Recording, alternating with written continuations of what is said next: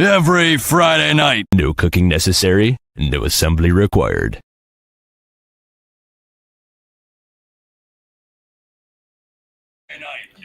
All right. Welcome to Beyond the Case. Welcome, everybody. Are we ready for Winter Fest? I am, as you can clearly see. I can say it came up on us a little fast. Before we knew it did. I wasn't ready. Winter Fest is tomorrow. I said, oh, It's like, I figured it was going to be closer to Christmas. I did too. I thought we had a couple of weeks, but they snuck that in on us. But alas, here we are. I think it came a little quick. It did. It was just Thanksgiving last week. Okay. I guess they wanted to be, do what they needed to do. But alas, we are here. Happy Thanksgiving. Happy December, everybody. It's officially Merry Christmas time. We can say Merry Christmas, everybody. I've been saying Merry Christmas since November the 1st. I have too, but I've been saying Happy Holidays. Now I can say Merry Christmas. But here we are, my favorite time of year. La la la la la la la la la la. So let's get started so we can get to Winterfest, shall we? Let's go and visit something that was refreshing for me to see this week. Child. I love her. I like it. Period. That's the post. I love it. Yeah. Mm-hmm. I love her. I love him with her. They definitely have way more chemistry. Mm-hmm. And she's freaking drop dead gorgeous. Let's start there. Mm-hmm. Yes. Shout out Miss Puerto Rico, Miss Universe Puerto Rico. And I'm not saying Jen Jacobs isn't beautiful. They just didn't have no chemistry. No, because Jen Jacobs literally did put a new headshot of hers up with a new haircut, and it was fire. She's not an ugly girl. She just don't have chemistry with the people they're trying to force her to have chemistry with. Right. Mm. They need to find her person. This is a much better combo. It's like, I like her. She does like what Shanice did. She brings something out of him. I mean, just look at his body language with her. He even seems more relaxed. Like he was like a little high school boy when he was trying to talk I don't like girls, and I'd have been relaxed around her. She's beautiful. Yeah. But she's just, her energy is just lighter. Right. Oh, we lost him. And more fun. It is. It's like he doesn't feel like he has to stand on. Right. He don't have to be on eggshells trying to please her, do everything right, make her like him, make her look at him in a certain way. He's just himself, and she likes that he's just him. And that's the thing that I think that Derek. And apparently, I think she's had a crush on him for a while.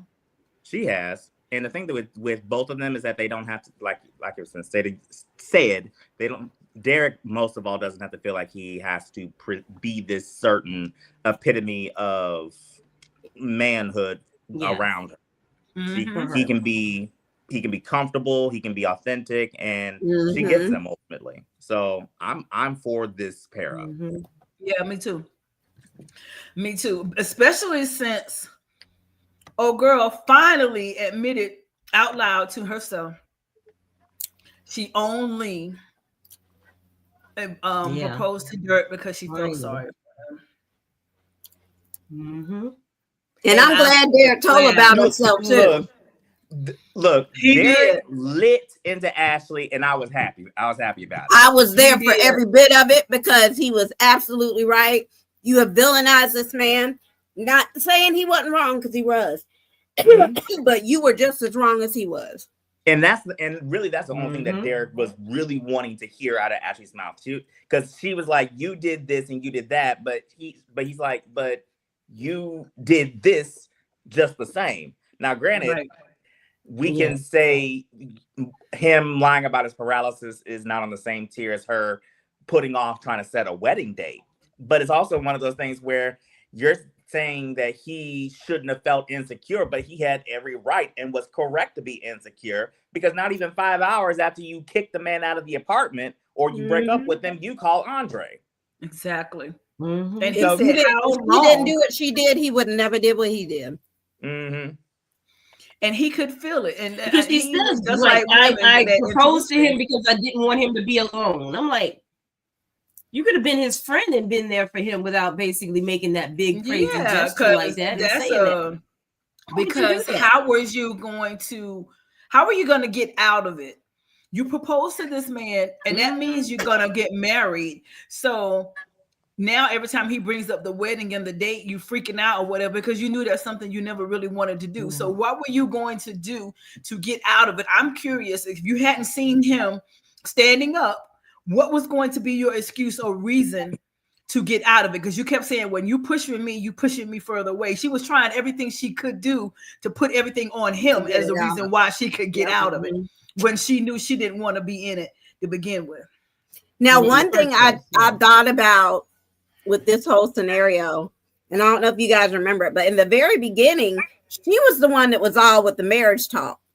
Mm-hmm. She wants the house and the white picket fence and all this stuff. All in the beginning, because I think it was when he asked her about moving in, she's like, well, what about, let's get engaged. She was disappointed that she didn't get this proposal instead. Yeah, a ring. And then that thing flipped soon as Andre batted an eye at her. So what do you think about Jan and her assessment toward Ashley? She told her the truth. But she told her the truth. She told her the absolute truth. Mm-hmm. She told her right. So you think that she handled her accordingly in the way that she needed to be handled, or do you think that she held back some of the sting a little bit? Well, of course she held back because that's her daughter, and her daughter's literally crashing out in front of her face. Right. But the fact that she pressured her enough to finally get her to say it, right, I think was enough, because Ashley had never said those words out loud.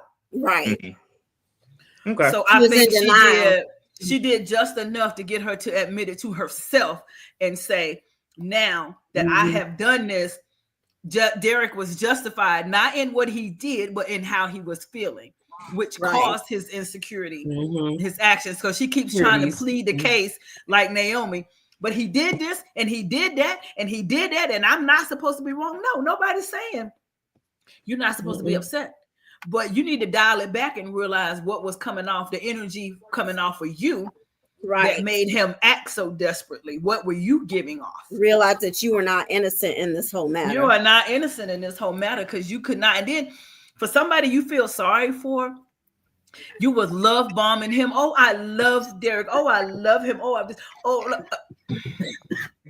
You knew good and well you didn't love Derek the way you're supposed to love your husband. She didn't love him the way you love a husband. Right. And he felt that. She said, I love you in God's way. Right. I love you like a play cousin. Remember how we used to say back in the day, I love you in God's way. Mm-hmm. Well, you're my play cousin. So how do you think Naomi is going to respond to Ashley's newfound revelation? Because Naomi hasn't really, she's played into Ashley's victim mentality. She was like, oh yeah, he wasn't this, he wasn't that, he shouldn't have done this. So how do you think Naomi is going to handle Ashley's newfound revelation? I think Naomi knows already. That's why she was asking, well, what about Andre? Because somebody that is hurt and all into so-and-so, you're not going to say, oh, well, what about so-and-so? In the same breath that you're telling me how devastated you are. Keisha come to me and say, oh, such and such Walter. And in the next breath, I ain't going to say, well, what about Steve?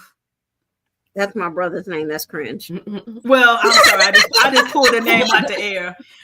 What about James? Whoever. That's my cousin. Well, hell. Girl, Shaka Zulu. What about Shaka Zulu? That ain't nobody in your family. What about him? Umbatu. What about him? Not Umbatu. What about Umbatu? Can I get to shower? Lord, Umbatu. So can I get to Shala, please? If there's nothing that I don't think is going on with you and Umbatu, I ain't gonna bring it up. I'm not gonna just bring. I'm gonna be there. Well, I can assure you, ain't nothing going on with Umbatu. I'm you like, ain't seen Umbatu. You don't know what Umbatu look like. Exactly. Yeah, like Idris. Look, I haven't seen the Black Panther. I know exactly what Umbatu look like. But my point is, oh God, if I don't think that there's history there or know that there's history there, that's the furthest thing from my mind. And the fact that Naomi even went there, she wanted Ashley to confront her feelings for Andre. But because that's her girl, hey Zakia, because that's her girl, she was playing her with kid gloves, which I think is to her detriment. Because again, just because we girls don't mean I have to agree in everything you do. I'm gonna hold you 10 toes down in public, but behind them closed doors, we're gonna come to Jesus. Yeah, in a real way, and I'm gonna make you see where you wrong. If your girl don't check you, then that ain't your girl. There you go. But if I sit there and say, "Oh no, you're right," and I'm hyping you up all up in your wrongness, no. Either I'm as clueless as you are, or I think that you are so snowflake that I don't want to hurt your feelings. Jesus. Not snowflake. I mean, that's what it is. Yeah. I think that's, probably. But speaking of that, let me just go here first. Our good girlfriend is trying to expand her business. Uh-oh, I took it back up. She is trying to become the madam of DC. I am so upset with her for acting the pimp in the country club. Look, I mean, sitting people down and she done wined and dined them, she done buttered them up, and then all of us and they were like, you are not honestly, if there wasn't a fight policy, they probably would have jumped her. Look, we're not doing songs tonight, but if I were to give her a song, we'd be pimping all over the world. Mm-hmm. I mean, because why are you literally sitting these women down talking about, oh, let me call this number, and I promise you are going to have the time of your life. Vanessa, boo, I need you to get a counselor, honey bun. She needs something because she literally... She wrong. You a whole mess. She a whole mess right now, baby girl. She's trying to get her business together. She's trying to get her portfolio started.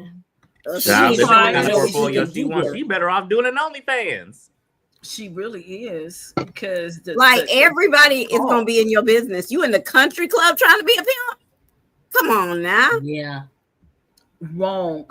You have zero discretion. Take her to Winterfest. I'm like, how's he gonna take her to Winterfest? I'm like, yeah, that is too soon for him to be taking you. You are still in your grieving phase, Pookie. And she don't care about that.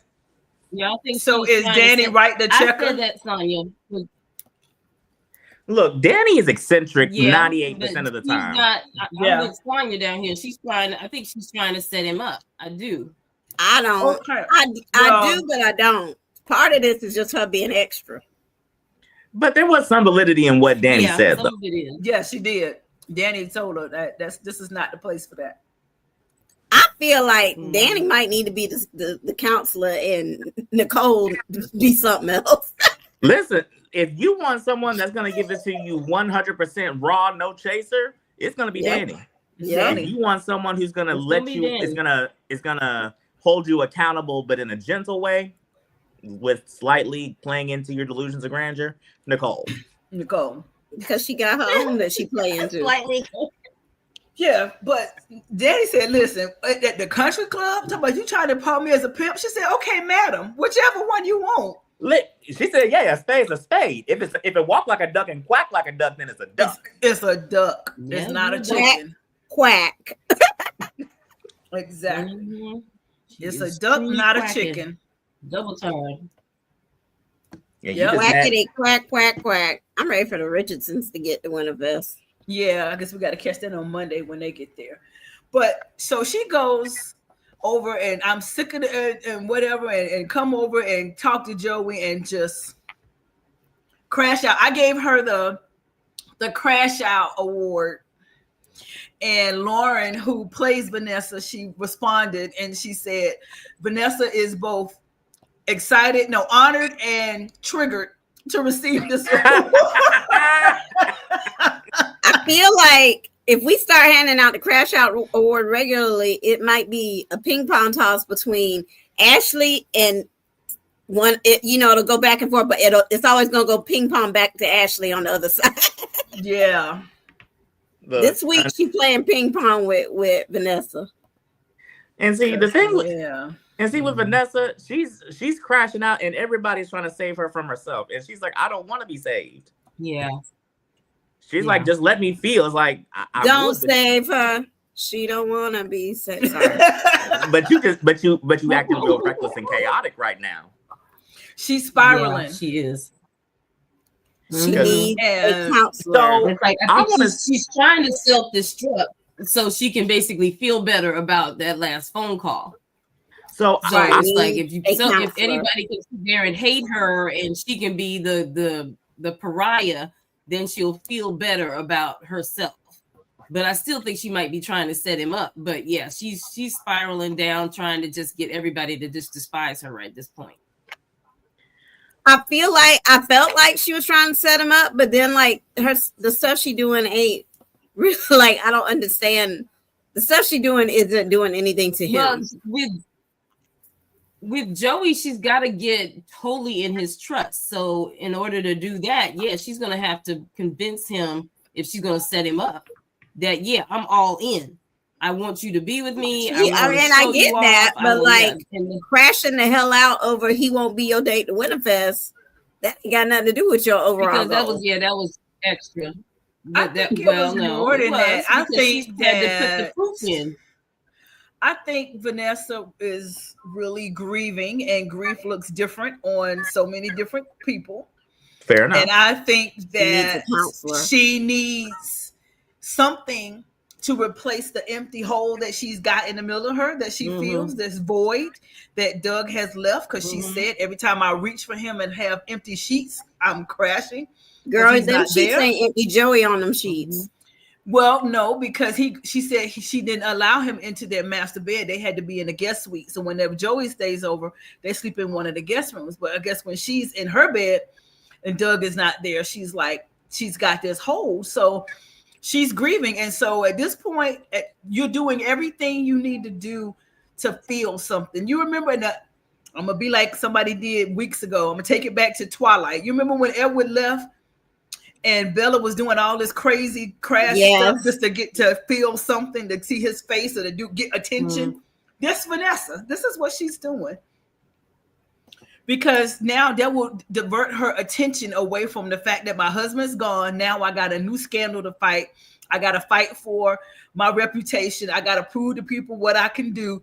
And that is taking my attention from thinking about how I essentially got my husband killed. Because of my deception, my deceit, and my lies, and my affair with this man. Because Doug's blood is very much on her hands, just as much as it is on Joey's. And she's doing everything she can to get this blood off. And Donald, I agree with you 100%. If she becomes the villain, she's thinking she's owed some of that hurt and pain to take it, to feel what Doug feel. Like you don't feel deserving that you should move on with your life and be happy when Doug, basically, the last thing he heard from you was that you was out of town with your lover. Every night I gotta fight to prove my love. So I totally agree that all of this is a part of her grief and her guilt. Yeah, you're right. And her pain. And we just hate it on the outside looking in to see her crash like this. But the fourth wall, I'm telling y'all. I'm so sorry, Vanessa. God bless you. But speaking of crashing out and wondering what in the world is really going on, this one here said, the batch you gave me ain't working, and I need some more. Are you sure y'all gave me the right stuff? These Haley is really starting to piss me. Haley is really starting to piss me off. Okay. Like you the dumbest criminal ever. Like, your impatience is gonna blow the whole operation while you're sitting there saying you're the brains of the entire thing.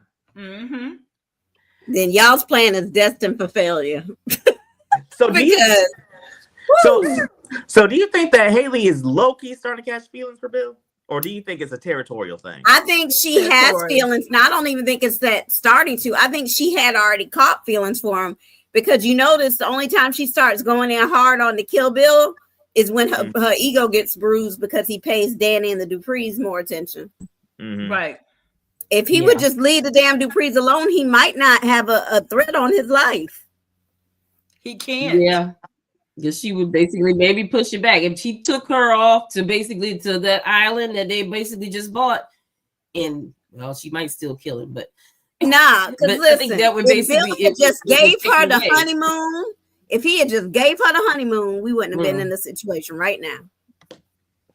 So then my question would have been, if Haley's whole scam is to bleed the accounts dry and then leave them, just basically go ghost, never to be seen again, how is she going to pull this off with Bill? Well, now she want to kill him. Well, I don't think that she realized in the beginning the magnitude of Bill's power. Because remember how now hindsight is 2020, when she found out or thought that Bill might have killed someone, how she was like, wait, what happened? Are you trying to tell me my husband was responsible for this situation? Because now you're thinking, oh wait, I think I married the wrong person. Mm-hmm. He out here unaliving folks. What did I don't think she knew exactly what she had got herself into. I don't think she did either. Yeah, she was really just a regular kind of lawyer that was more high profile, but not that vicious. Right. High profile, but not somebody that, oh my goodness, he out here he getting his hands really bloody, and that could be me. Mm-hmm. We really about to have a Diary of a Mad Black Woman moment. Because Danny, the only difference is Danny is officially divorced from Bill. But, well, I can't get that. I can't get that far yet. I'll say my thoughts. Okay. So, but here's the thing now, and I like that you said world's dumbest criminals. Doesn't she realize by putting that kind of bug in Andre's ear, Andre is vulnerable, I think, and if he finds that there's room for error or that is not what he's thinking, Andre gonna be out of here. You see how he pulled away from Danny's hand at the table when they came in? Mm-hmm. You planting these seeds are not gonna keep him stepping it up to keep Danny and Bill away from each other. You're gonna push keep him stable that situation, because Andre is gonna be looking like, hey, well, wait, maybe I shouldn't be here because you planting all these seeds. So Haley, you need to back on. You're about to mess it up for everyone. You're messing it up for everyone. But speaking of that,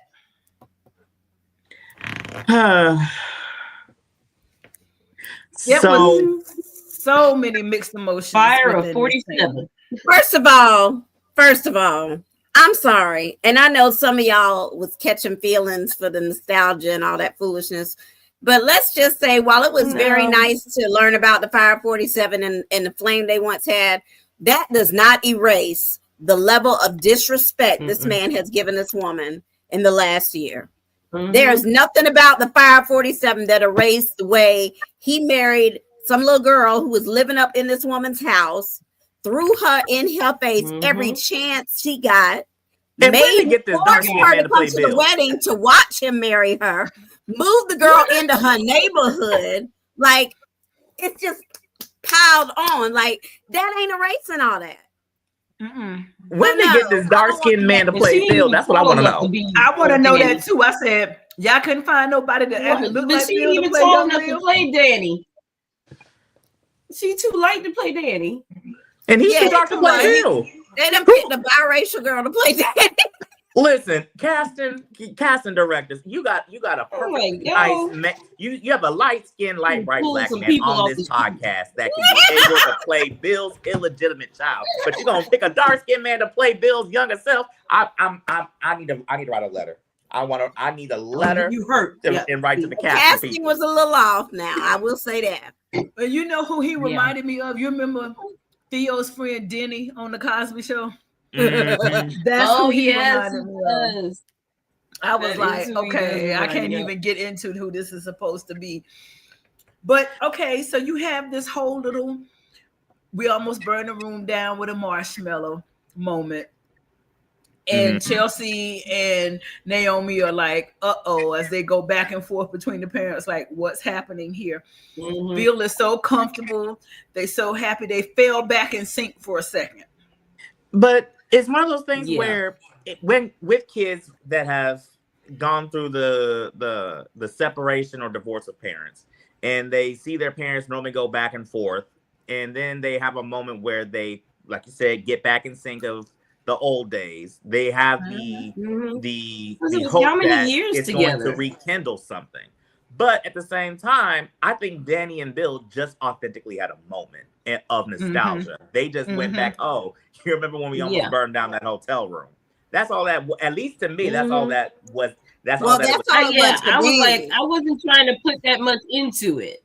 If they keep doing it now, it's gonna have some issues. But this was one, and Bill is happy. But I don't know if Danny was really feeling it as much as Bill was. I think it was Bill than nostalgia moment. I think it was more Bill than Danny, but Danny going the extra step. That was Bill the marshmallow. Now was that nostalgia? Was like, or was that petty because she realized what Bill was facing and she wanted to dig at Haley? Oh, that was petty. That was petty. I don't think she want Bill. I think she was just being petty. No, because Danny knows Bill inside and out. She knows what makes him squirm. So she knew and saw that the nostalgia was really getting to Bill. And so to add a little more salt to the wound, she sent him a marshmallow, which by the way, was out of line, especially in front of Andre. I personally would have crashed out. Yeah, I was upset with Danny for doing that with her husband right there. Yes, but also it was, but also the fact that she said, wait a minute, I want to see him get this. Like, I'm including you in what is about to happen in my level of petty. She wasn't trying to hide it at all. Think about how that would affect Andre. Yeah. But she tried to include him, which means she innocently didn't see anything was wrong with what she was about to do. Right. No, that's why I think it was. Yeah. And I don't deny that. I don't deny it. But at the same time, it's one of those things where there's still a level of boundaries that has to be respected. Right. Yeah. And Danny, even though it was supposed to be, I guess, innocent pettiness to a degree, it still was something that shouldn't have been entertained as much as it was. I agree. Yeah. She should have dropped it over there at that couch. Don't give him a reason to go back to that damn hospital. Nah. But the way that she kissed him, to say a marshmallow is just that. It is burned, it's greasy, it's this, it's over, whatever. And that's how I feel about Bill. And then the way she kissed him, and he was like, okay, I'm better. And then Bill looking over, the way she kissing him and just turned green, literally. Yeah, she redeemed herself. She just don't need to be doing that now. No, she don't. She don't. So, Danny, I need you to pay more attention to Andre because Haley is trying to plant that bug. But speaking of boundaries, baby, are they about to cross one, or is that just wishful thinking on some viewer's I don't know. Look, and I'm not wishing for that. I was wishing for him and Nicole to get back together, but I'm detecting some chemistry here developing. Yeah, I am definitely seeing Shanice and Ted seeing some waters to be explored. I'm here for it though. When they first put it out there, I was like, yeah, that'd be cool, but I don't see it happening. I see it happening now. But you know what? Shanice will probably be the exact woman that Ted needs because she ain't about games. But at the same time, she's going to, I think, bring the man out of Ted. Be real. Yeah. I agree. But what about her relationship with Nicole? Nicole just sitting and she's trying to hook her up with somebody and you talking with her. How is that going to be like, oh, girl, we friends now, but oh, by the way, I'm dating your ex-husband? I mean, I think she would come at Nicole. I think she would tell Nicole up front. I think she'd be started dating on a real basis. But I say, even if Nicole had an issue with it, I probably would say, well, get the hell over it, because you were dating my partner / best friend of many years, who secretly had a crush on you and was waiting for the moment for us to fail so that you could make his move on you. So at that point, whatever you feel about and she's not Nicole. Nicole is not her boss. Nicole's in a whole different department. Mm-hmm. So is that you, Nicole? America's the Mess that you want the link? I sent it to your email. Yeah, get on in here, Nicole. I sent it to your email, boo, and then I sent it on Facebook also. But yeah, this one I'm here for it. Mm-hmm. Yeah, I'm definitely willing to entertain and see where that goes. Oh, it's Loretta. Okay, Loretta, we're not opening it up for people just yet. For everyone else, this is we'll get to that point. But thank you for watching. Keep joining us in the comments. Yeah, stay on. We're gonna do some things. But listen, crazy. I don't know yet how I feel about this. And I see that Sonya. I see they're trying to match him around and see who he has the best chemistry with. I just don't know how I feel about this now. Raquel was like, oh my God, whatever. Like there's issues with everyone we try to put them with because they don't have enough of degrees of separation with anybody in the cast. They won't introduce these extra families that we've requested. Everybody is So you got June, who is his grandchildren's mama. That's weird as hell. You got Shanice to work with his ex-wife. That's inconvenient. Like there's not a lot of options for him. Now, if Elon got a sister hanging around somewhere, that might be a little bit easier. Child. Or the new campaign manager for she could be playing around manager. But no, but at the same time, she's trying to hook Nicole up. Yeah, she's getting her life back on track. Yeah. So I don't know what to say about Shanice. I think Shanice is a free spirit. I'm interested to see where they want to take this. But they did have the chemistry, if nothing else, to talk and get to know one another. That I enjoyed.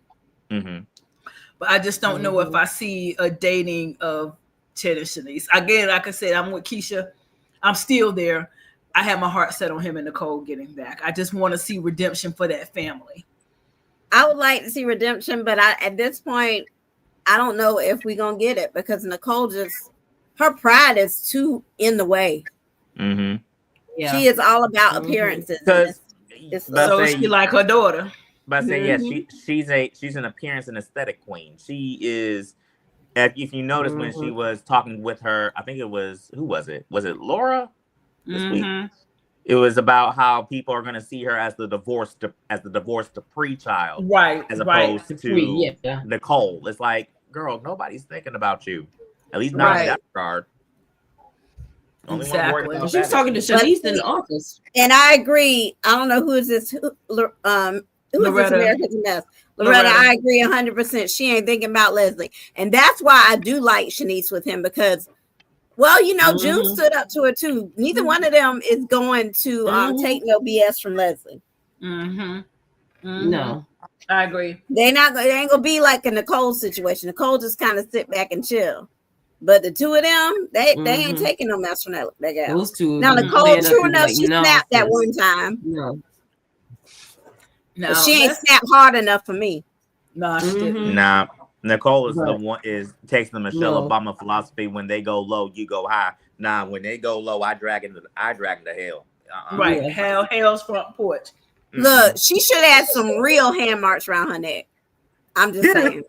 Listen, wigs on the floor. We are not violent on this show.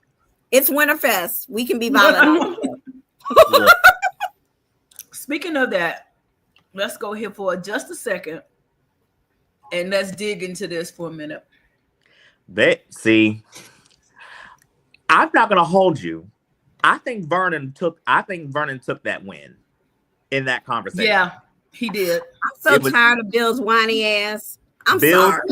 Bill 2, Vernon 1. Now, in the first couple of interactions we've had with Vernon, Bill made some very valid points. Is that you never really viewed me as a son. You viewed me as a man married to your daughter, and as a man who by affiliation is supposed to fix at all your family members' shortcomings, basically, to make the squeaky clean image of the Duprees be maintained.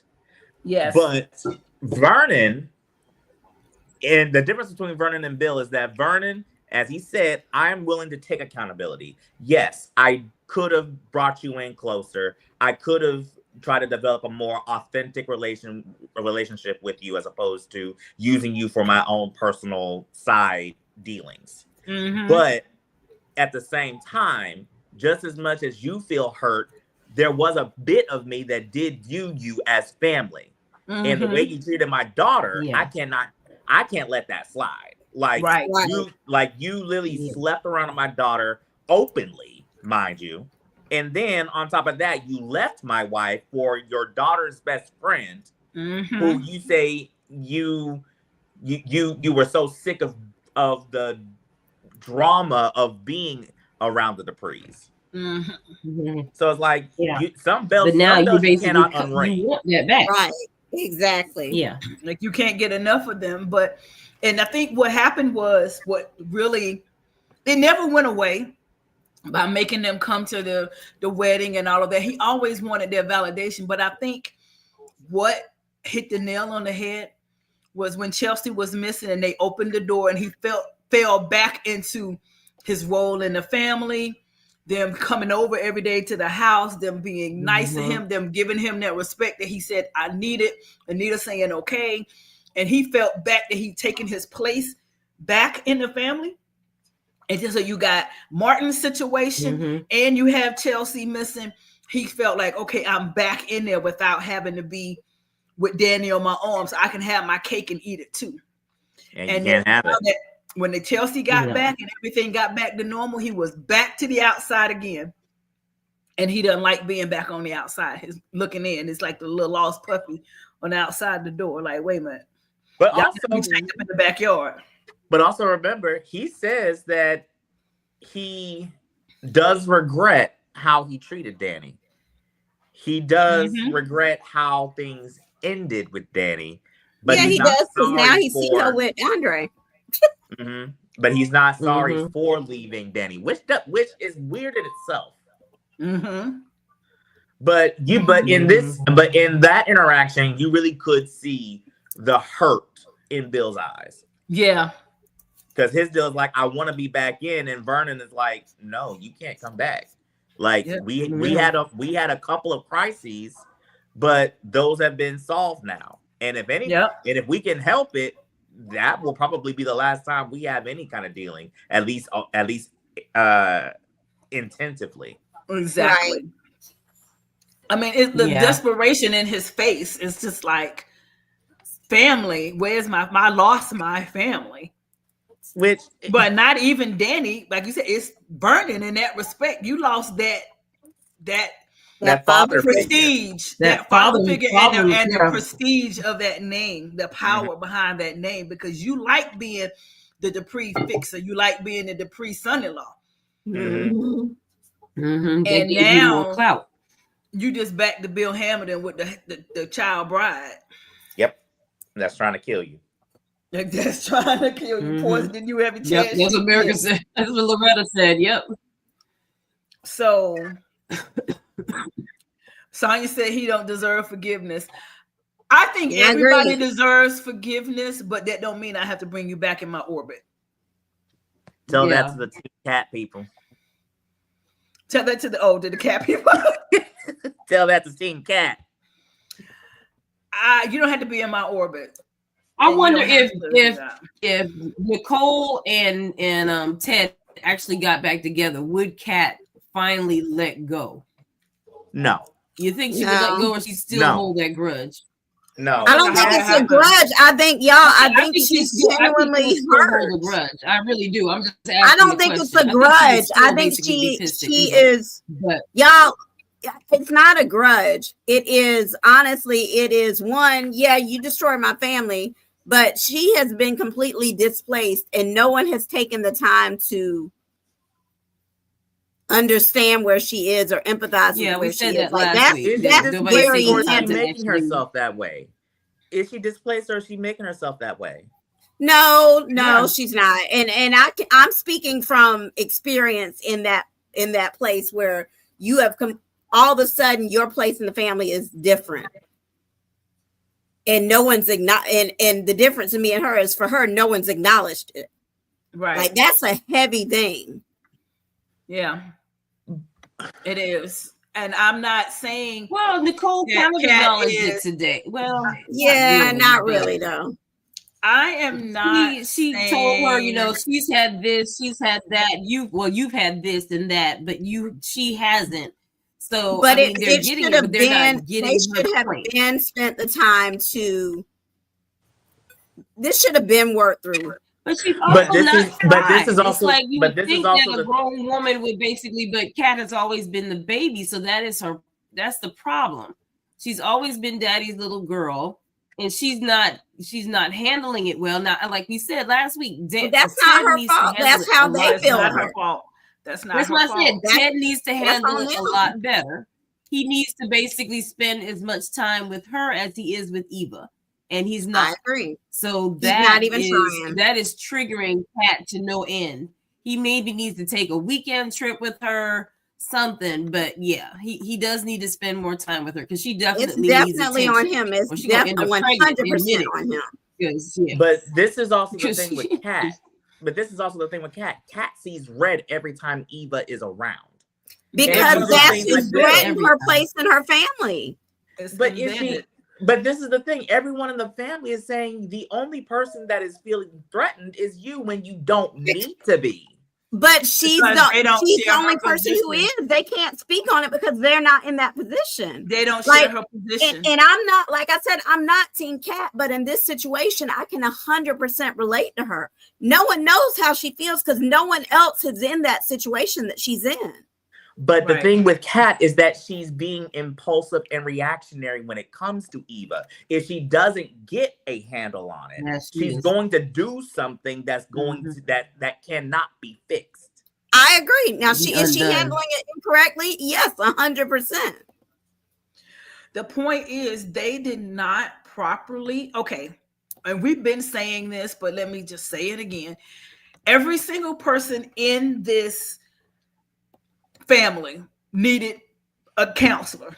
They all needed therapy. They needed family therapy and they needed individual therapy to handle the changes. And each person has an individual caveat in the way their life changed because of these two new people. Right. And I think that outside of Ted and Nicole, their whole marriage blew up and they divorced. So they had a big change. The next one on that list is Kat because she was daddy's little girl. She was the apple of the eye. She was the miracle baby. She was everything. And she literally is the baby Dupree grandchild outside of the two new adopted great-grandchildren who they see them whenever they see them. And that's it. But Kat literally was the baby of everything, the attention of everybody. And now to say that everyone is saying, oh, it's not Eva's fault except her, that's the person who's threatening her. And again, I'm not either one at this point. I have become Switzerland in this situation because I literally can see both sides of this coin. Yes, Kat is dangerously close to crossing a line she can't come back from. But it's also at this point, it's ingrained in her to see red every time you see Eva. But now she's to the point where she wants to literally back away from her family just so that she don't have to be in this woman's space. So now she don't have to deal with it. So she is recognizing that, yes, every time Eva comes around, I do see red. I am trying to work on it myself. Am I self-censored? She's really trying to say, well, let me explore if I am the one with the problem because nobody else in my family seems to have a problem with what happened but me. And why is it that I'm the only one with the problem about what happened? So she's trying to explore that and say, well, am I the selfish bitch? Am I self-centered? Am I the one? And everybody's trying to say, well, yeah, sweetheart, it is you. And I don't think that that's fair, because it's not on her alone. For her to she's right to have her feelings, but it's just trying to get through it, and then getting to that. They're wanting her to grow up past it before she's there. She's not there yet to grow up past it. They haven't given her the tools to get there or the support to get there. Yeah. And see, like I said, I can empathize with her to an extent, because the difference is we both have been in a situation where our place in the family has been uprooted, but I didn't lose my entire parental unit behind some foolishness. Right. You know what I mean? Like, she's had to deal with a lot of BS. Yeah. That was not her fault, and has not had the support to deal with it, because her mama is too busy, I don't know, trying to keep up appearances, and her daddy is too busy trying to make up for 30 years of absence. Like, it's just a lot. Like that's possible. And nobody is, not only are they acknowledging the fact that she said that, like she said, she watched the train wreck happen. Mm-hmm. 2, you already an enemy. Then you go, you sleep with my man, regardless of whether it was Tomas's fault or not. You slept with my man. And every time I turn around, now I know you and your mama both had something to do with Laura getting off the road. And everybody, and now you're taking my daddy putting you on his arm for Winterfest, my daddy making sure he's spending Thanksgiving with you. Nobody wants to do with me, and I'm the one that got tossed to the side in this whole situation. And have I handled it well? No, I'm a spoiled brat. I came out fighting. I threw a temper tantrum, several. But she's justified in her tantrums. Now, all the other things on the other side of that, you jump into every conclusion to where you can't even hear and listen. Like that whole situation with Samantha was just completely out of limits, because you heard one thing and you jumped to the conclusion of she went off the handle. Oh, you corrupted my niece, and I'm not trying to do this. And you talk about birth control. That you just heard. But you know what, though? Words. I'm glad that happened the way it did, because I think her hearing Samantha was finally her hearing something. You know what I mean? Right. Samantha saying what she said is the one that put the light bulb on. Like, maybe I am letting this consume me too much. This is taking too much of my attention and my psyche, and it's making me want to check how I'm dealing with it. Not the reason why I'm mad, but my reactions after now this hurt. And I think Kat saying, hey, what happened to you? I mean, not Kat, Samantha, what happened to you? Because you were my favorite aunt. And now you're turning into someone I don't recognize. Right. Now I appreciated that. Else. I appreciated that. I think she needed that. She did. She needed that come to Jesus. And I think that is causing her, like I said, to put that mirror in front of her face. But everybody else, again, pushing her to a place she's not ready for is also wrong. Well, I tell you who's reaping the benefits. The social ladder climber himself. Tomas. Okay. Yes, sir. Tomas said, let's move in together. I thought he wasn't going to propose, and all on. I am not going to hold you. It's coming. I knew he wasn't not at that moment, because he's gonna make that a grand gesture. Now I thought that's gotta be a show. That's gonna be a Winterfest. I thought he would do the one knee at the Winterfest. So, do you think that Tomas and Kat potentially moving in is going to help the relationship, or you think it's gonna destroy it? It's gonna be Derek and Ashley all 2.0. I think it's gonna be, yes, but I was saying it's gonna be the daggone scratches on the refrigerator again. I don't think it's gonna be like that. I don't think it's gonna be like that. I don't know if it's gonna hurt the relationship, but I don't think it's gonna be like that. She's just, I think Kat is I don't know. I can't see Kat living with anyone other than Chelsea, because Chelsea's been dealing with her whole life. Yeah, but Kat and Chelsea also have the same That's kind of like, lifestyle. I don't know if Tomas, he's very he's very minimalist. I won't say simple. He's minimalistic. He doesn't need a whole lot of stuff. Right. Kat, she gonna need a whole lot of stuff. Tomas is gonna love his life now. I hope they got 2 bathrooms. That's all I can say. If they got 2 bathrooms, they might live. They might work. I don't think it's gonna be a Derek and Ashley situation. I do. I think that's gonna break them up faster than I don't know. I think I'm trying to figure out what's gonna break them up for real. Having too much sex. Because once that sex dries up, ain't nothing for them in common. Who said that has to dry up? Mm-hmm. Child, that's the only thing that's keeping them together is the sex. Yeah, that's not gonna make it. It's not going to. I don't have anything else in common.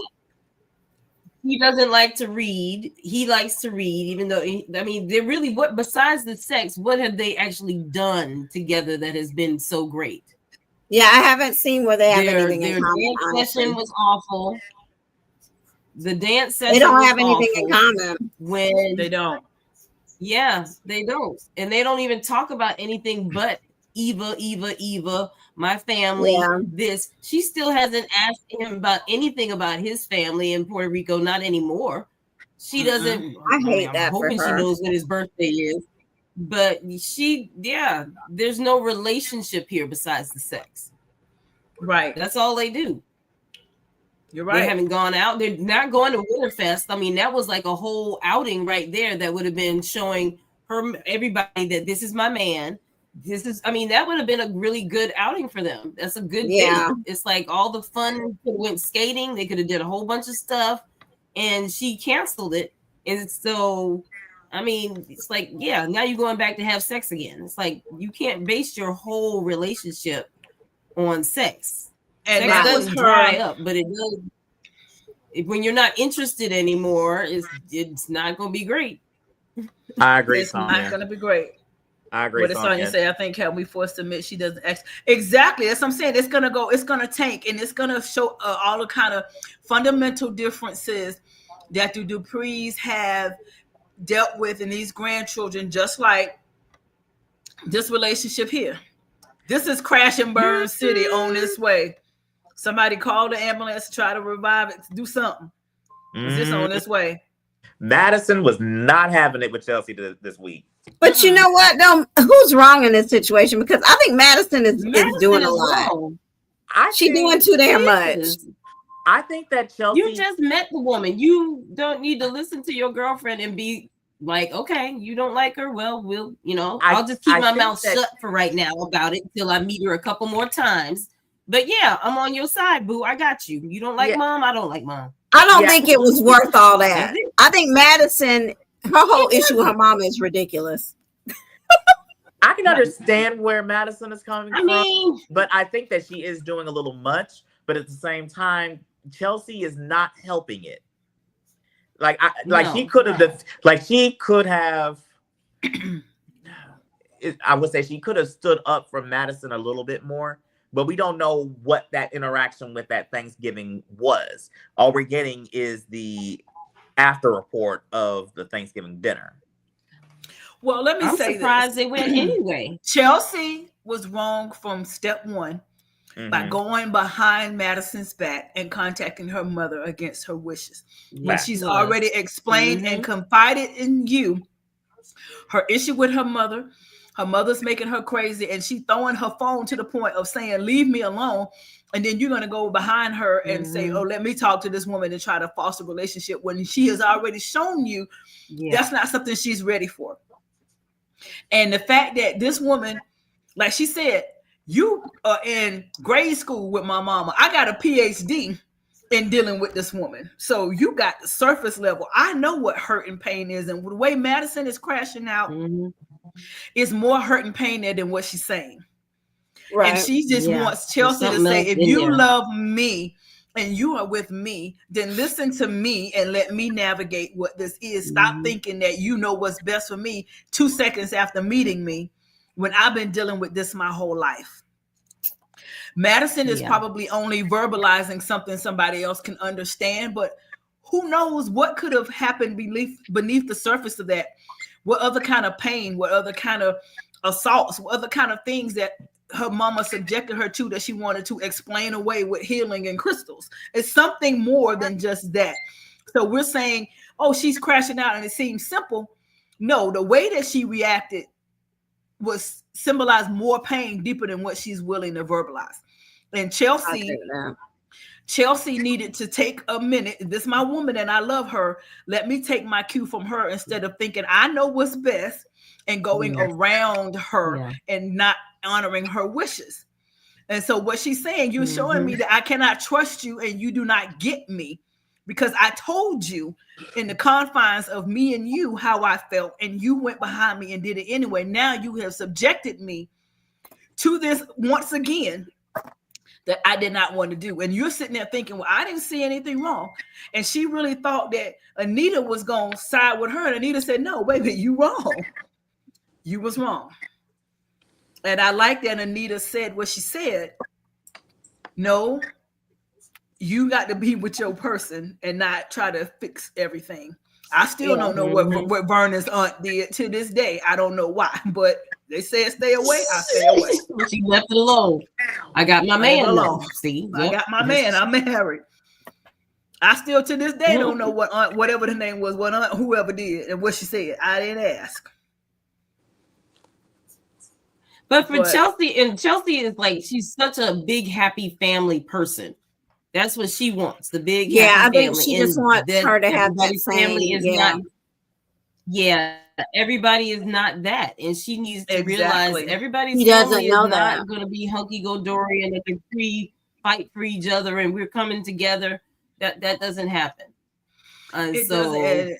And I mean, you got to take your lead from her. She is the one that grew up with the woman. You don't know what else happened in their life, right? So, just I stay hope in they your do lane. not, Noki. Don't say that. Don't say that, Noki. No. I don't think so because they're not saying so. I think that's what she said, Ursula. I said because they were talking about her osteoporosis and bone density and stuff like that. If I think they're just using that I think they're using that as an avenue just to basically say, Black people, take care of yourself, pay attention to your health, get your screenings. They're just bringing health concerns to light so that people will be more cognizant. I don't know, because the way she looked at the screen, though, she looked like she was deflated. And I don't know if she showed Nicole everything, because she looked at it and she was like, I mean, she was seriously Nicole deflated. Took that phone and was scrolling. If it was something else there, Nicole would have seen it. Exactly. The way she said, let me see. Yeah. Went through that phone, Nicole know what buttons to click. She would have looked. But maybe that wasn't the test. That might not have been the test we were looking for. So she said she had a couple of I think they're just using that as an avenue to introduce being up on, because you notice how she's saying, I've been doing everything, following doctor's orders, doing all the tests, doing all the things. They're just trying to emphasize the importance of us going out and doing our screenings. I need to schedule my colonoscopy right now. Yeah, I think so. I refuse to drink that chug or whatever. Anyway, you better drink that chug. I got an order to do one. I ain't trying to drink. Not a whole chug. It's just you can take the 2 pills and drink some water and be done. Well, not that you ain't gonna be in the bathroom all night still, but yeah, you don't have to drink a whole jug anymore. Raphael did what's the home thing? The Cologuard. I think I might order one of them. But they said Cologuard might come back with incorrect results. Then you still got to end up going in. Just do me one good time. Yeah, they said it's gonna be the best sleep of my life. I'll figure it out. But I just wonder, am I gonna wake up feeling violated? No, the code goes against all ethical protocol. Well, it was like I will say this. 1. Okay, count backwards from 10. I think I got to 8, and that was it. That was all she wrote. 10, 9. Sonia said earlier. Woke up and recovered. Nicole got the Saint Award by helping Peaches. I didn't have a problem with her speaking to Peaches because Peaches is not Leslie. Yeah. That was showing her compassion about the situation and her overall goodness versus, okay, I don't hate you and out. But she did say I will refer you, but then she was like, okay. So Nicole is still trying to appeal to, you know, her better half, her better nature, her better angel, and do what she needs to do. So Sonya said, what 2 pills she had to jug? Girl, that's what I'm saying. I don't know what 2 pills Anne's talking about. No, you can ask for a different thing if you don't want to do the whole jug. My doctor gave me these 2 pills, and she said you just got to do the 2 pills, drink that, and it was, I can't remember if I had to mix it in. It was only a small cup of water, though. You had to take the pill with an 8-ounce cup of water and then keep drinking water, but that was it. But it depends on what your insurance says yes to. That's the ticket. So I call the insurance company first. This is a really good drive shot. starts in 15 minutes. I want to do a care drive. But you already did it. Look, you already did it now, so you're good. So you won't do it no more for what? A good 5 years, something like that. Well, Angela, thank you for that public service announcement. Appreciate that. I'm about to go sit on Santa's lap. Ooh. Oh. He said he don't want no more grown women on his lap. Yeah, the kettle corn is hot. I went out and got me some kettle corn, so that's what I'm eating on right now. Some nice hot kettle corn from Santa. But I'm about to go get me some coffee from the barista. We're gonna go right back with a commercial break, and then we're gonna talk about Winterfest, y'all. Because we've been waiting on this. So let's go.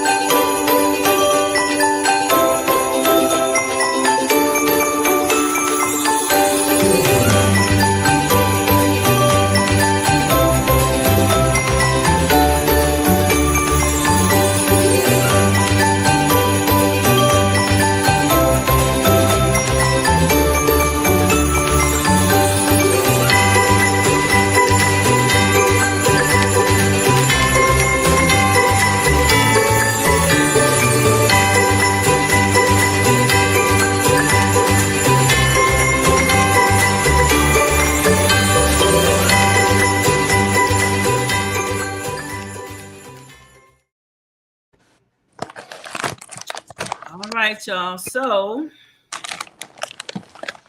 oh, we're missing somebody.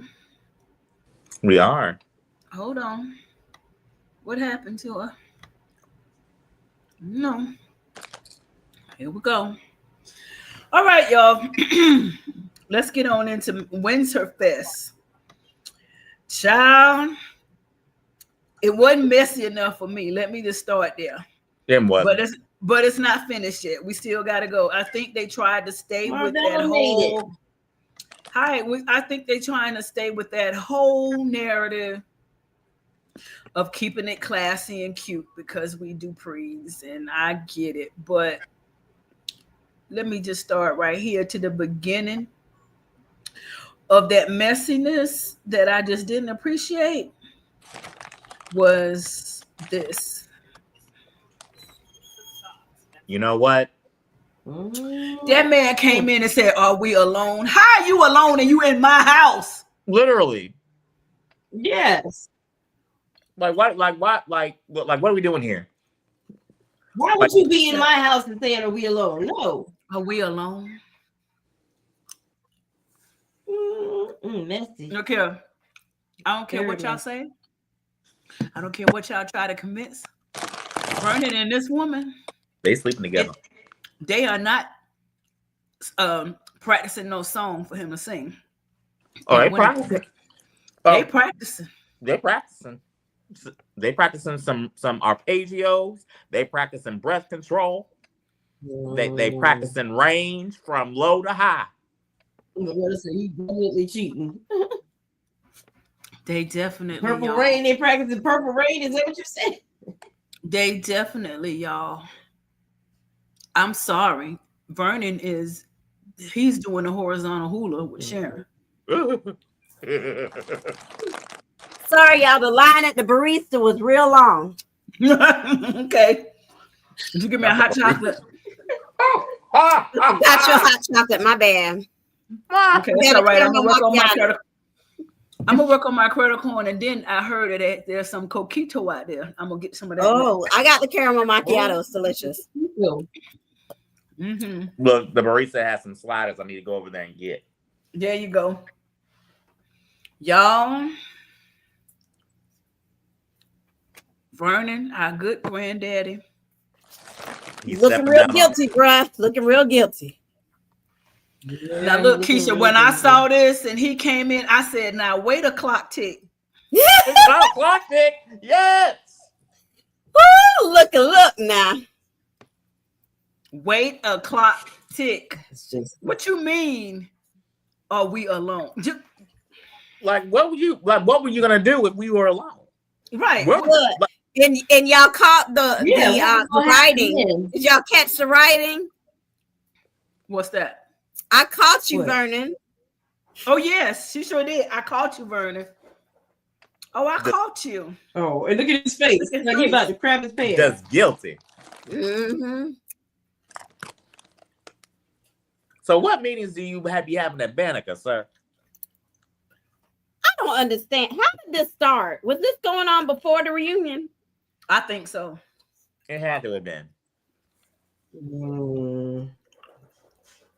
Damn. That's why her wigs were always crooked. Come to the side. Come on. I am hollering. Who said that? Noki.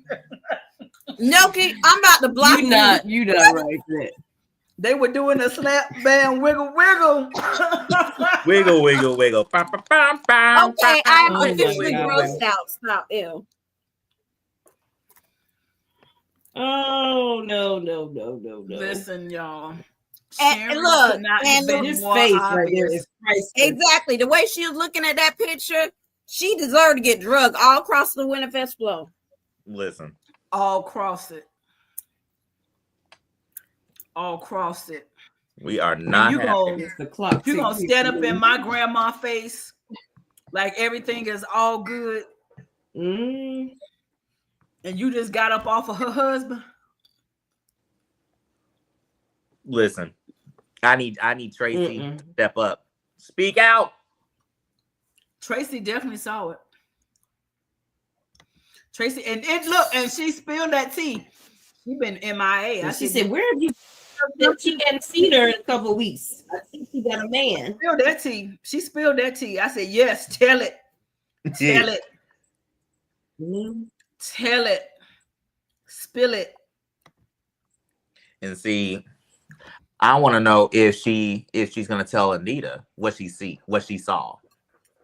She needs to. I don't think she's gonna go straight to Anita. I think she's gonna go to Sharon and be like, "What the hell is going on?" I can see that.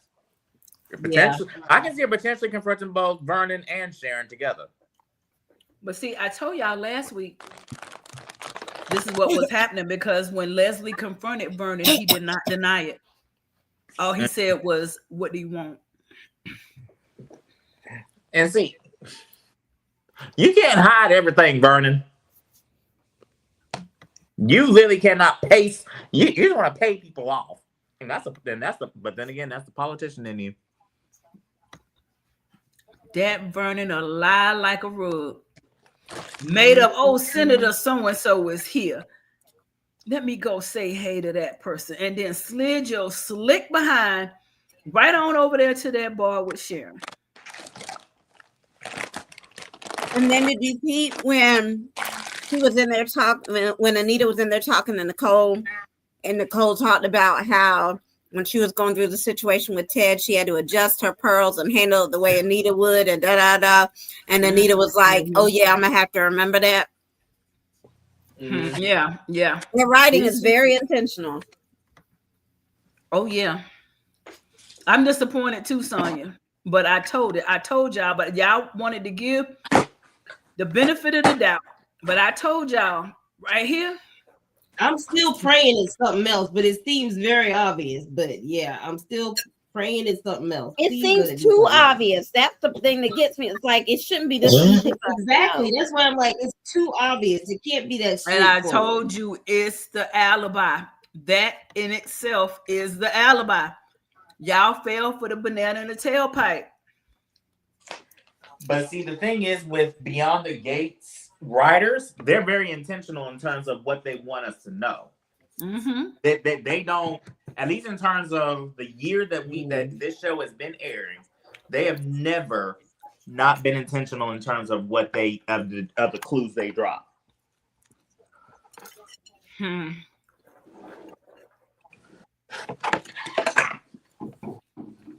Let me just do this right quick and say shout out to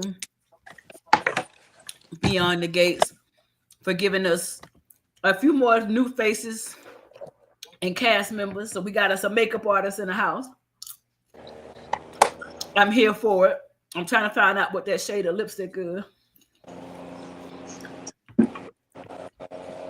What is that? Somebody cutting grass? Oh, sorry. I had to turn on my heater, my space heater. I'm so sorry. I got my fan on. Honey, the air conditioning is on over here, and I'm freezing. Y'all, I'm disappointed. I'm hurt.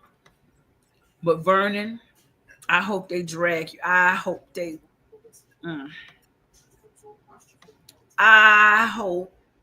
snatch you from one end of the Marbella, I saw a clip of her blind date. Let me see if I can find it. It's a white guy, and he's a doctor. I hope they drag you. While you searching for that clip, we'll go here and say, this was cute.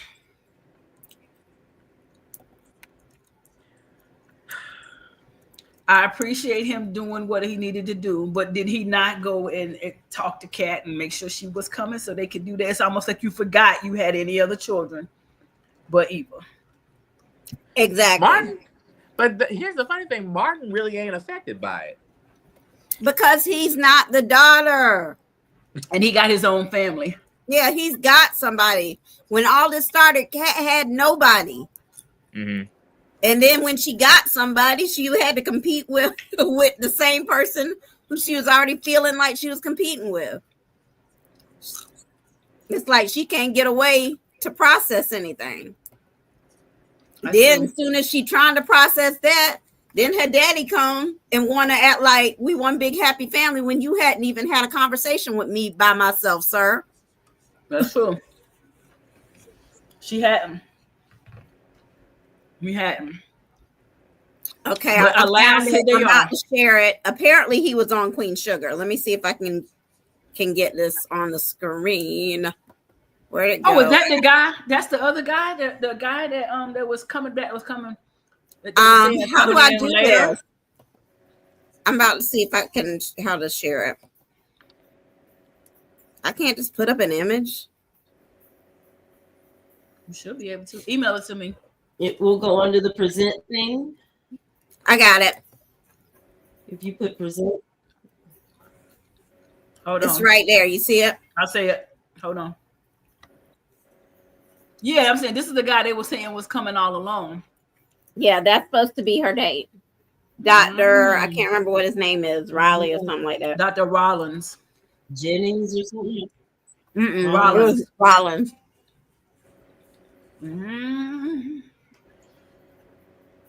Okay. I was, first of all, let me say how excited I was that Carlton had a family emergency. Girl, what you say? I was so happy to get that call. I was like, yes. And stay. I don't wish ill on your family, but I hope you have to stay and take care of somebody for a long, long time. Yeah, I was like, oh, Carlton is the one that's saying he can't. Oh, yes. Carlton can't come. I did not want to see him up in there in the Winterfest. Now let me just give him his props, because while I hate him on Beyond the Gates, he did his thing on that Lifetime Christmas movie with Brandy. I didn't see it. So if you have not yet watched Christmas Every Day, he did good in that. We like him on that one. He was a good man on that one. Well, apparently, when they celebrated Vernon's birthday and Trisha Mann Grant went around the room, this guy, Greg Vaughn, was in the pictures, and that's what started the speculation. Like, oh, wait, is he going to be on the show now? So we caught up to when they were taping this. So apparently he's going to be on here for a little bit. So is this Nicole's love interest? This was the one Shanice was. That's her date that Shanice hooked her up. You know what? I can say this. Nicole needs. Oh Jesus! Nicole needs someone like him. I can see it. Donald, have I told you lately that I love you?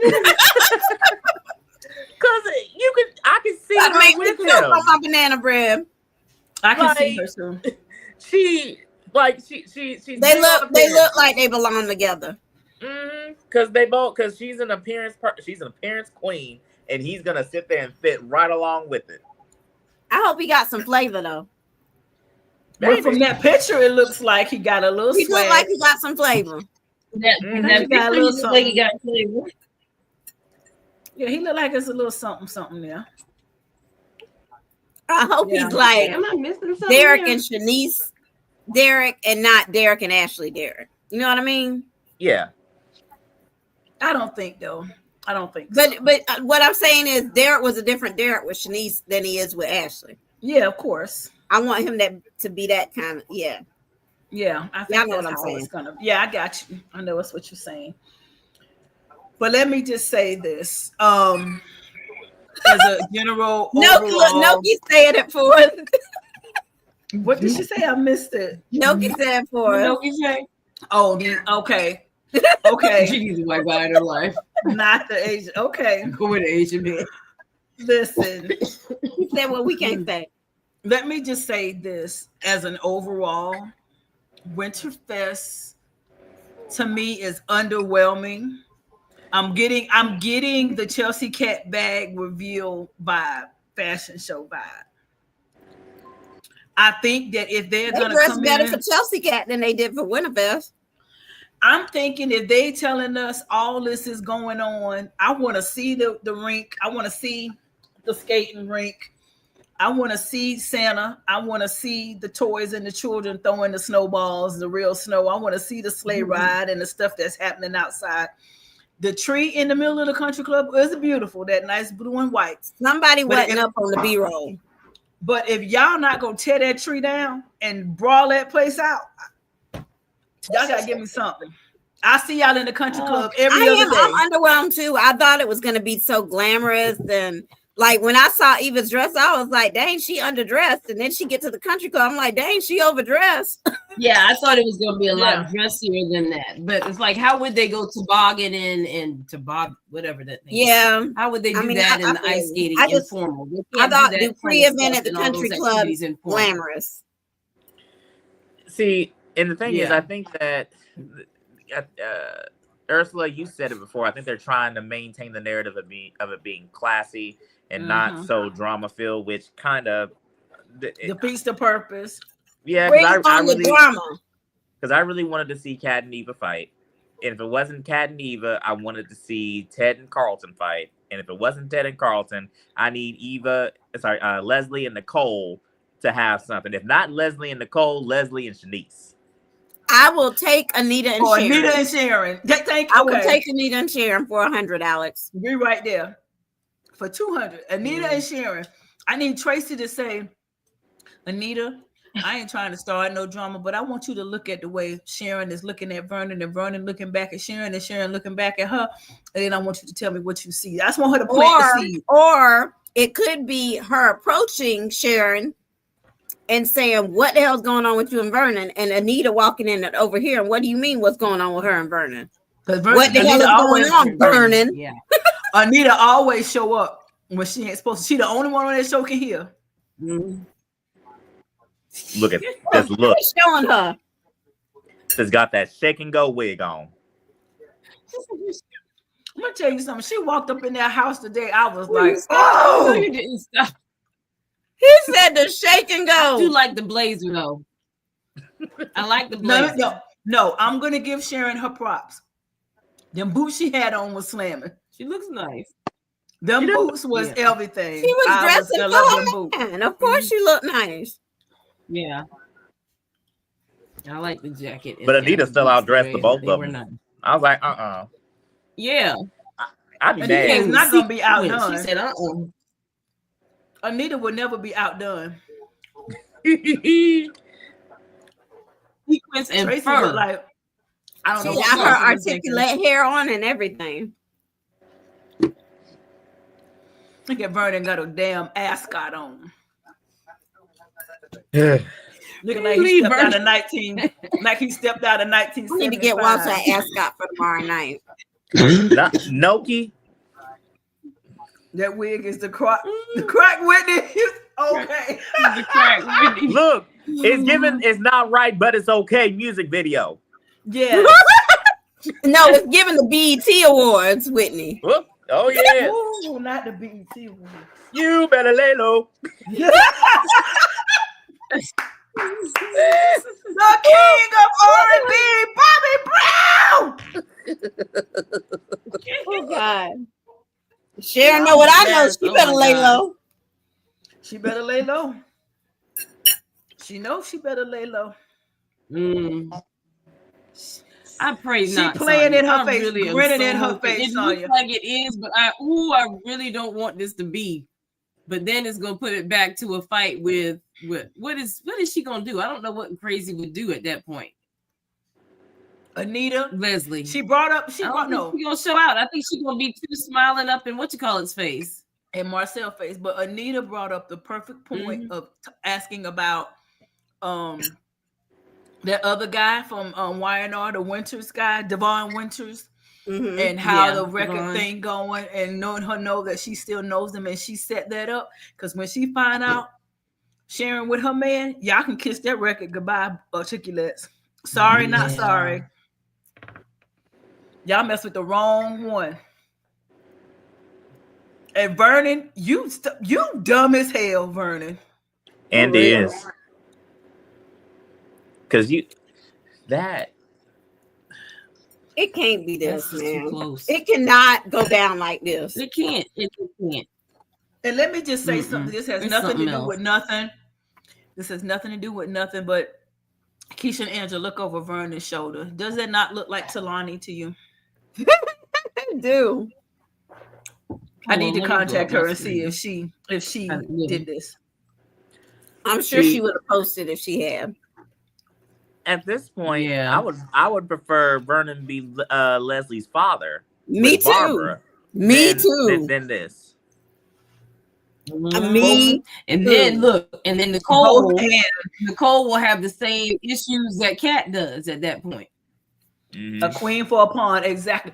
Both things can be true at the same time. He could have went all through. Oh Lord, he done been through the whole damn group. And Tracy be like, "What about me?" I'm saying, Tracy, what about me? But no, because remember Tracy was fronting on the phone when she answered the phone to my "Hey, Senator." That was Tracy. Don't tell me he done screwed the whole group. I think Vernon is community. Well, community property. Yeah, that's a nice way of saying it. Vernon got the dirty D. Oh Lord, my stomach hurt. Y'all gonna make me chug my coffee. Community D. Community D. That is so nasty. I'm about to throw up. That's so nasty. No. That's just no. I don't. All right, move on because we can't. For real. What's next? Well, anything. Let's discuss anything but this. Well, we can talk about Eva and whatchamacallit. I like even what's the name? Isaiah. I didn't really have a whole lot for them, but they thought he made his way to Winterfest. Yeah, he made it to Winterfest. He said, "Oh yeah, Eva gonna be there." But now, yeah, and he showed right on up. I did not appreciate. I guess everybody, him dragging Eva like that. It's like she's. I didn't appreciate Jacob's words about Eva to Isaiah. Yeah. And you got to think about he coming that from really cool. Him and Kat are close. Really know her, but him and Kat are close. But even then, if you're going to be the person that's about justice and doing things the right way, if you're looking at it, everything. Well, in terms of making sure that everything is is done through policy and procedure and protocol, as opposed to just go instead of cutting corners. Y'all went through. Y'all couldn't technically tie Eva and Leslie to Laura's accident, quote unquote. So I don't like Jacob trying to influence Isaiah over Eva. I agree. Yeah. That however, let's just not forget that Eva knows that her mama tried to kill that girl. This is true. They can't prove it though. That's the only hit. Still wrong. It is wrong. There is the helmet. Well, whose apartment is the helmet in lately? All of the Duprees, except for Kat, know that Bill has somebody unalive, and they unalive somebody in that light, and they go on like nothing happened. So everybody secret keeping around here. Yeah, everyone has a dead. Well, most people have a dead body on the show. Exactly. So we cannot. And then Haley got a secret. They got secrets. Leslie got a secret. Only person don't have a secret seemingly is Nicole and Smitty. And what was Smitty gonna do when he watched himself over to Joey's place with that shit? I want to know, what were you gonna do with Joey? Right. Smitty said he got there. Leave him alone. Because it's this mentality that you think you're just gonna get in my face and tell me what's on your mind. Bitch, I don't give a damn. He had the best of intentions. He had good intentions. He did. It was good intentions. What if Joey pulled a clip on him? I'm thinking good intentions can get you unalive. Well, we would be burying little Smitty today. Well, we're gonna look. I'm telling you, he's gonna end up like James Bornak. I'm trying to tell you, as Smitty don't want to hear me. He need to lay low. Now he the one need to lay low. He need to lay low. He need to lay low because Smitty, you gonna mess around and end up in a ditch somewhere. And I'm gonna shed. I really ain't gonna shed 2 tears for you because I done told you. So don't do Smitty. So what if Joey lit? Well, Joey basically told Smitty, "No, I'm not gonna leave him alone." What you thought this was? What y'all think this is? Y'all tripping? No sir, no sir, no ham. And then Martin came in. I will give Martin credit. he did stand up to Joey on Smitty's behalf. I will give Martin credit for that. Yeah, Martin is proven to be that guy. He said everything's out in the open now. I got nothing to hide. Martin is proven to be that man. I hope he wins his new election. I really am interested to see who his opponent is going to be. I don't think he's going to win his midterm. I think he You don't? I don't. What is he going to do then? I don't know. That's what life after politics is like. But it's one of those things where I don't think he's going to win because granted, everything that was happening with this year with Kenny and everything, I think he's lost a bit of the trust in his constituents. I got you. Because Vernon has been telling him. They don't really know all of that, though. Yeah, they don't know anything about what he's been doing. True, but at the same time, they don't know anything about any of that. All of that is hush. This is true, but I'm assuming that Vernon. No, I said all of that is hush, not you hush. No. He said he got you. He's saying that he's assuming that Vernon is saying something because what were you saying, that he knows something? And that he's pushing. He knows something. He's alluding to Martin's presence in the community, I guess. Right. Like he's falling off on something. And it's one of those things where Vernon has also told Martin that you were underestimated in your initial election. They're not making that same mistake again. Right. So if he gets the clinic off the ground, I think that will definitely help his odds in basically getting back. But a lot of those people still don't vote. So, but I mean, you still have a free clinic. It's not just homeless; it'll be other people as well. But Angela, wait a clock tick. He told Samantha.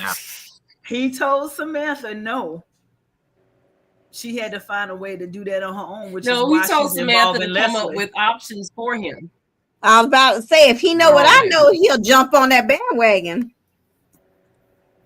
Because that'll make him look good. Yeah. Well, it may. It may very well. Yeah. That might save his political life. It might. You need to do something. He might say no at first, and then something's going to happen, and he's going to probably say yes. So after he sees his first set of polls, maybe he'll be like, well, okay, we might have to do this. Yeah. And she's a better I don't think option he's going to Joey, get it. So. He's not going to get this clinic up and operational by election time. His election's the next year. Yeah, but it doesn't have to be totally operational. On the day, this clinic might be up and operational next week. Yeah, that's true. At least by Christmas at this rate. But I love how Samantha was thinking a little bit less about herself and learning about June's situation and wanting to do something. So kudos to that. This whole scene right here is like, okay, wow. Yeah, that was a lot. That was a lot. Cat girl, you was doing too much, boo. But hence why I said she doesn't have to like Eva, let alone accept her. But whatever issue she has with Cat, or whatever Cat has with Eva, I should say, she has to get a handle on that. Yeah, she needs to. Because it's starting to get a little elitist. And I also think that, I'm sorry, Donna, I also think that she had a flashback of how Martin cussed her out for inappropriate talking. Yeah, that's what it was. It was kind of like, oh, let me check her because you're going to get some of this too for talking inappropriate to her too. So I think she spoke again out of hurt and trauma because Martin just drugged me for a conversation that I wasn't even having with her. And here Eva is having a direct conversation with her about something I'm perceived that's off limits. And now let me check Eva like Martin checked me. Which I will say for Martin, if you're gonna be fair and consistent, be across the board, because you got onto Kat about talking blindly about sex overall, and then you have Eva putting it into discussing openly birth control. It was a jokey comment, but it was an inappropriate jokey comment too. Right. So it's one of those things with Martin. I'm gonna say if you're gonna hold Cat to the fire, you might as well hold Eva to the fire because that would be in the same context. Yeah. Yeah, I agree. Like, well, hold up, that way, look, you got to look at your audience now. We can't play like that with this little gal. Exactly. I thought she called Nathan. In all honesty, I thought she was going to too. I'm like, I thought she was gonna say, "Oh, I'm here by myself. Let me go sneak back into."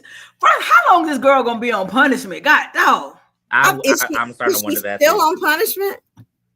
Martin said, I thought she said a month. Didn't he say a punishment? So no, Nathan. I mean, it's one of the things where I would probably. I don't think she's going to do it to Nathan anymore. I don't think she's going to try Nathan anymore. I think after. No, I think after she found out about what happened in with Tyrell, what he did, the girlfriend. Yeah, I don't know. I feel like, why didn't you tell me? I think he's done. But y'all, it is time for a major church announcement. So let's go here.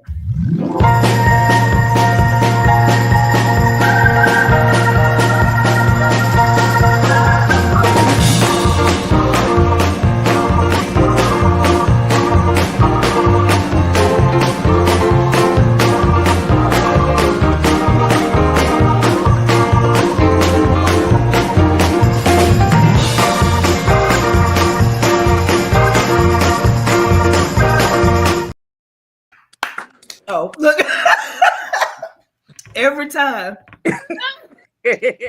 I'm about to start singing Emmanuel. All right. Let's go. Y'all, we have been talking ever since we started. We're at episode 37. Yay for us. Come on now. We have been talking about this Procter & Gamble basket. And the time has come to pick our winner. Hallelujah. Basket. So I have taken all of the names and I put them in our trusty stocking here. And we are going to draw. And let me say, okay, I got one in my hand. I don't know who this is yet. I got it right here. And let's say, drum roll, please.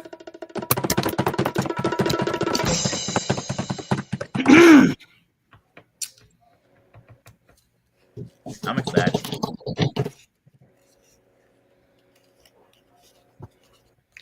And the winner of the Procter & Gamble basket, y'all give it up for Ms. Allie Brown. Allie. These will be either Allie or Marvella.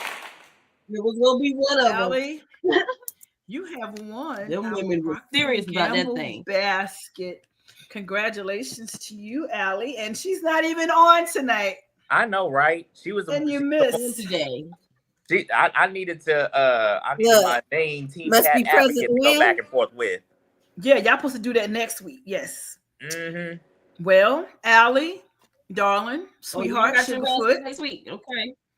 You're gonna have to we'll talk to you offline to get all of your deets so that you can get your nice little basket of Procter & Gamble. And congratulations for being a faithful watcher, for a wonderful trivia answerer for every single moment in the group. And this is serious. When there was a free entry, Allie was on it. She did everything needed to do. Her and Marvella, all the things. She has been an absolute joy to our life. And we're so happy that we have met you, Allie, that you have joined the BTG family. We would not be the same without you. And so it is only fitting and wonderful and does my heart good that you are the winner of this basket. So congratulations again to Allie. All right. So there's that. So we'll start in January for next year, y'all. So gatekeepers of the week, y'all get up and step your game up, log in, do the trivia, and get in here and get the basket. So that's that. And we're gonna take this break, and then we're gonna do the nominations for eviction. So y'all, those of you who are watching, go ahead and put in the comments, who do you think should be kicked out of the gates this week and why? So while we go to that, this is that time that we're gonna vote. So go ahead, you have to put the name, and then you have to put why, your reason why you're nominating this person. And we will be right back to start those nominations. And hold on, because I don't want that up there to stay like that. All right, we'll be right back. Well, I thought we was gonna go. Maybe not. Okay, yeah, now we'll be right back. Yeah. When I finish with you, 23-hour lockdown.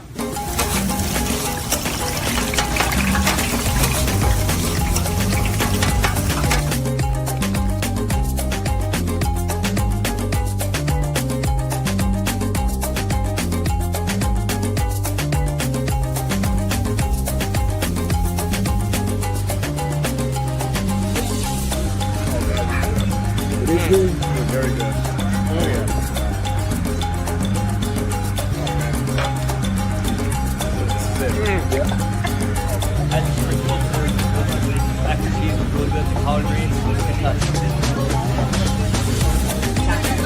Hi, how you doing? How are you? Best empanadas. Oh, yeah? Yeah, like you guys like it?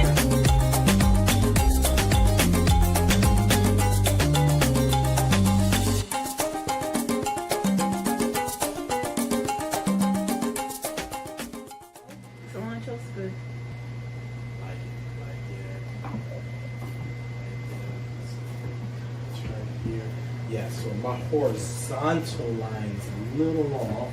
Oh, I'm sorry. Hold tight. Looks like you still managed to go a little over the top, even though she handcuffed your plans. Mother, I am never going to apologize for celebrating my miracle baby's birthday. Nor should you. But what you should be celebrating is that Kat hasn't stopped you yet. You're right, the day is coming where Kat will not allow it. Oh, can you do me a favor and spray the Febreze? It always makes the house feel so fresh and welcoming for parties. You stole that trick from me. I learned from the best. Febreze, refresh and energize. I don't know this scent. Ooh, that's nice. Right? Oh, I hope Kat enjoys herself. She pared my list down to only family. I wanted to go full-blown Bridgerton meets Bratz with costumes and everything. This is our compromise. It's very nice. Oh, and she will appreciate this too.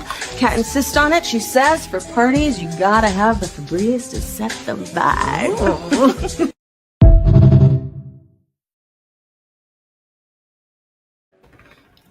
All right. Come on, Febreze. Oh, yes. All right, so Donald, you want to give our first nomination?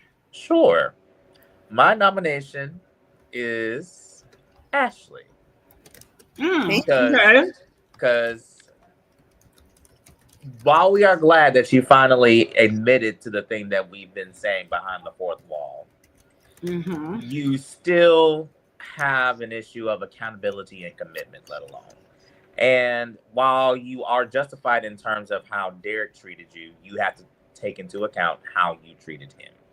And just like he should have been truthful with you, you should have been truthful with him. And you shouldn't have proposed out of pity and feeling bad for him, because that bruises someone's psyche and self-esteem in ways that you can't even describe. So that's wrong. So I will sorry, say, y'all. You're good. So I will say, Ashley, you are on the chopping block in terms of my book. Okay. Ashley, who else? That was my vote too. Oh, that was your vote. Come on, sis. I might be like somebody else. Oh, I got one. I got it. No, we got the same one. Yeah, we got the same one. Vernon. Oh no, Sharon. Mine is Vernon. Okay, mine is Vernon. The other half of that duo, mine is Vernon, because Vernon, y'all both know. Oh, Noki, I'm dead. But unlike Sharon, you were the one who took the vows and committed your life to this woman. So therefore, it is your responsibility to keep it intact. So Noki is out of order tonight. Let me see. She says Vernon and Sharon. Don't read it out loud because you said I couldn't say it, but Noki said it. Oh, that's my cousin. Noki, and that's your cousin. Well, I said Peaches had to go last week. Y'all told me I was wrong when I said Peaches had to go, and y'all told me I was needed to go. Let Peaches get a couple more. Peaches, I told y'all, got a contract for at least 10, 12 episodes. Leave Peaches got to tell us who's the daddy now. Let Peaches live so she can tell us who the daddy. Yeah, I need to know who the daddy is. That is true. All right, ready for mine? Yes. I have two. Okay. Chelsea, because she needed to stay in her lane. Yeah. You going up against the person that's supposed to be your partner. Yeah. And so you got to, she already told you, why are you starting something in a relationship when it was fine? Now you starting drama. It's just it's new. Everything is new. So don't try to basically change her all of a sudden. You just got in there good. Leave her alone and figure out how life works together before you start bringing other things into it and other problems. So that was one. And then Jacob too, because I don't like the way he sat there and just downloaded on Eva like that with Isaiah. I'm like, you really just, you just went off on the chick, and I'm like, you really haven't seen or talked to her or did anything. And I get it, you have that whole idea, but even daggone what's the child, Naomi, isn't that harsh with her like that. So because she's over there trying to get Kat to basically let it go. And you still holding a grudge. It's not even your sister, but I understand that Kat is your girl, and she is your sister. But yeah, that's a bit for you to be like you said, to be so self-righteous and not really have evidence that she was actually involved in all of this, and you're accusing her. So yeah, but she is kind of involved, but still, yeah. I just didn't like his tone. Yeah. Yeah. And you see that was pretty bad. Well, y'all put in the announcement. In the comments, who else you got? It's a pretty narrow field tonight. We didn't make too big of a fuss. Yeah. I think I'm with of course Vernon is. I can't tell Keisha what to do, but y'all just, I knew y'all were gonna say Vernon, because it was like, Vernon's in there. So I've been saying it all along. Nobody wanted to hear me. I've been saying Vernon been nasty for weeks now. And I told y'all Vernon was low down and no good for how he gaslight people, he lie, and you carrying an affair on top of this, and you a hypocrite. Talking about all these son-in-laws, and you doing the same thing in the Bowman Hotel of all places. Mm-hmm. And you're careless. On top of it, you got the nerve to tell Martin how to run his campaign, and you got a whole side piece. And you cheating on Anita Williams Dupree with her homegirl, Lord Jesus, with her group mate, no less. That she just rekindled a relationship with. Just got a relationship with. You couldn't find somebody's chief of staff somewhere, but you kept it all up in the family. You done ran through all the articulates. Nah, Vernon, I done lost all respect for Senator.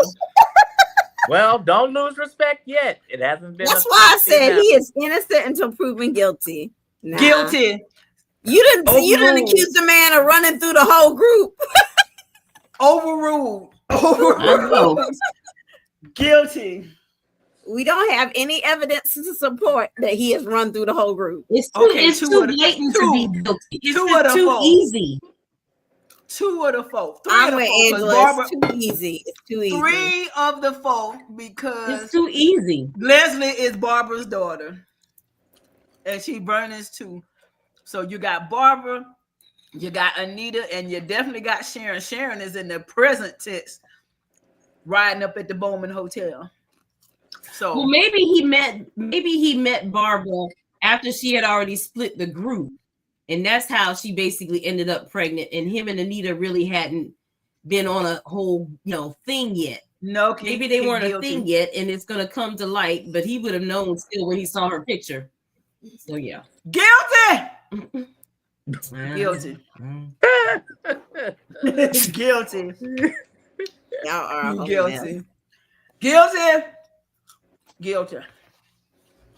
I hope Anita leave you. I hope she kick you out your own house. Lord have mercy. Can nobody in this family stay together?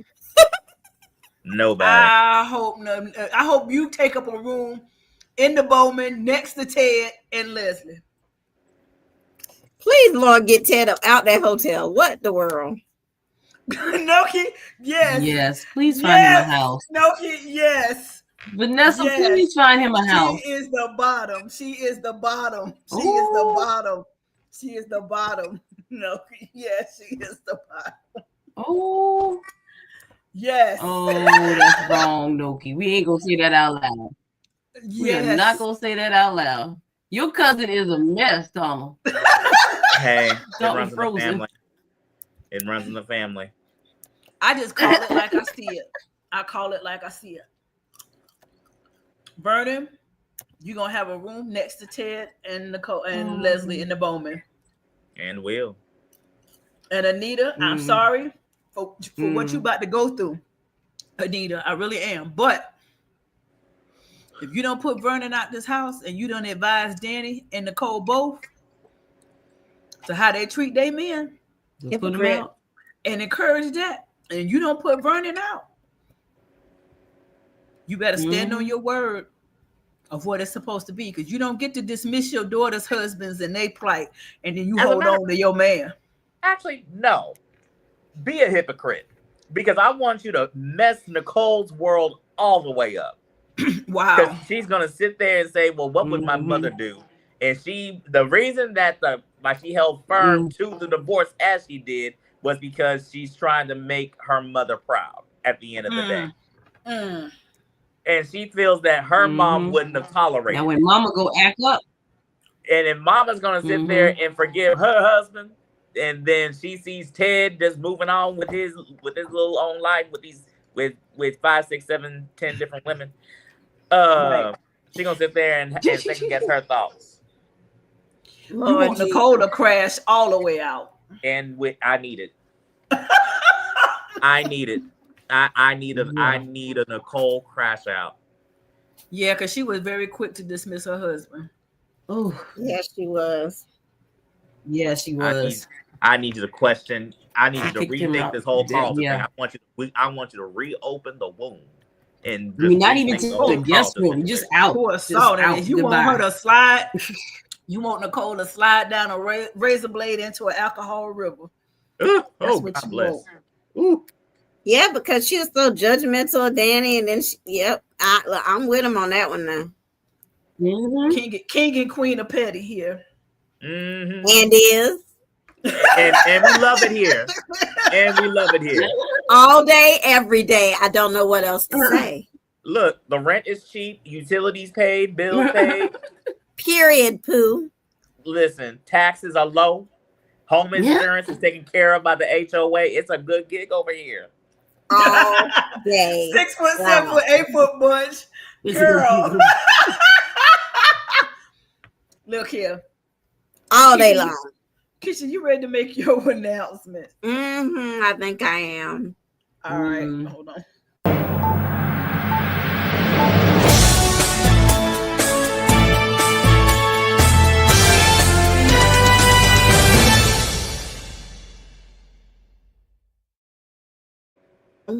I know some people have tried and convicted our good grandfather, and I am not ready to do so yet. I feel like there's more evidence to be seen.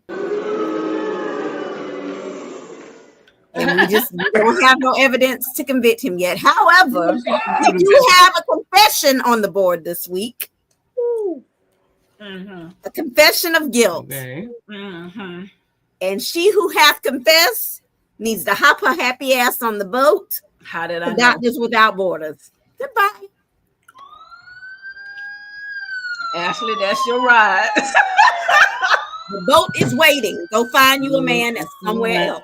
Leave Danny's man alone. Listen, Marcel's boat, Sheila, she's waiting for you.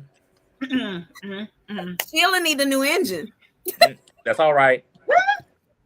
You know, he said she need a motor, remember? It wasn't a motor. I thought it was an engine.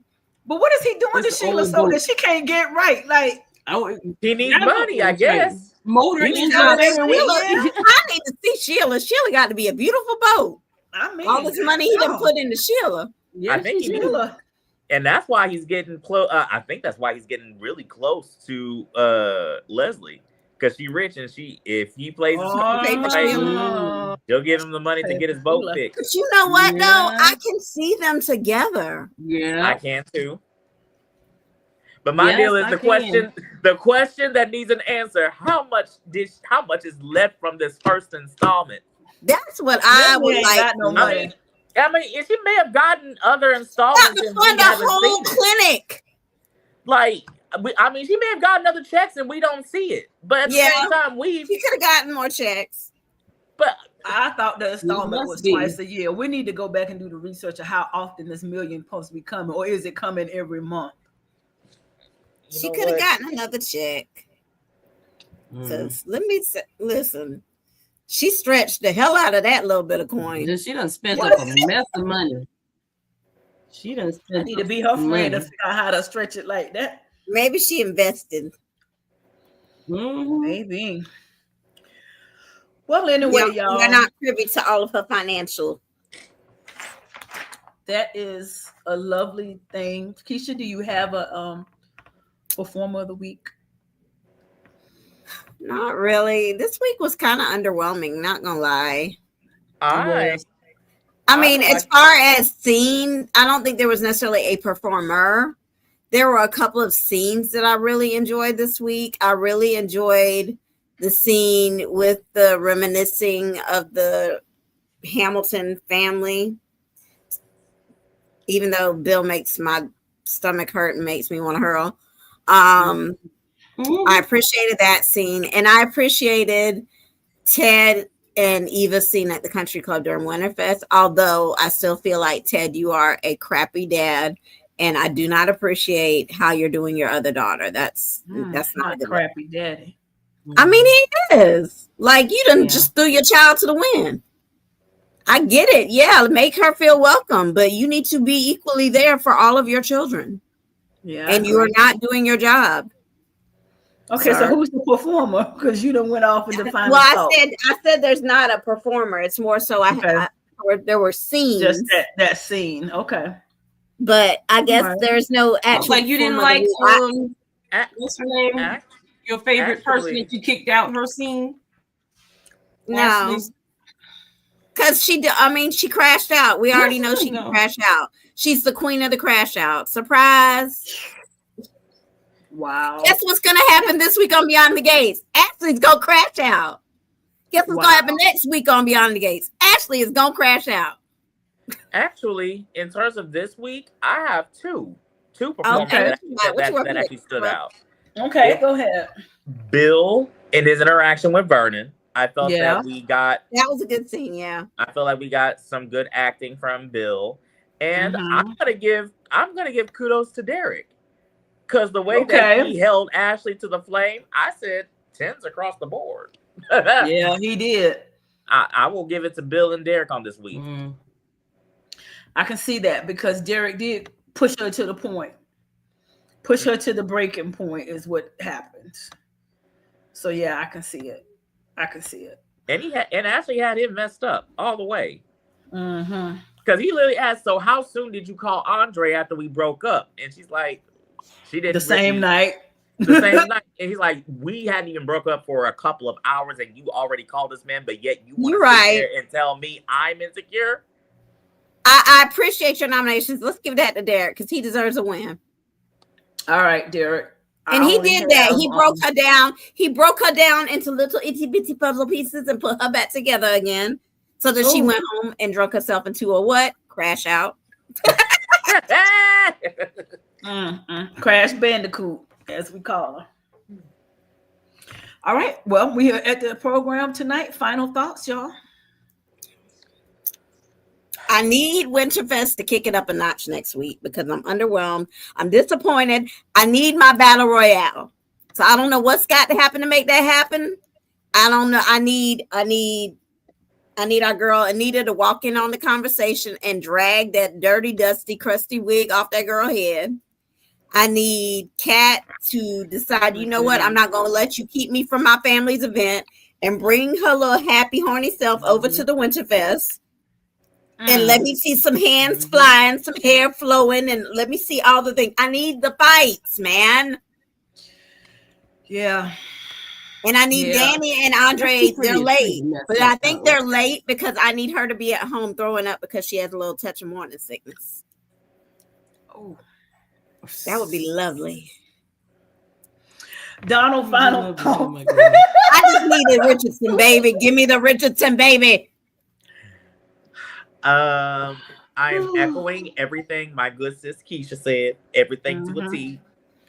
I'm also going to add, I need an interesting storyline from the Hawthorns. I need the writers or the show to move over to Hawthorne Lane and let's flesh out let's flesh out this storyline, because I still need to see the other Hawthorns, Mama Hawthorne and Luke. We need Mother and we need Luke, yes.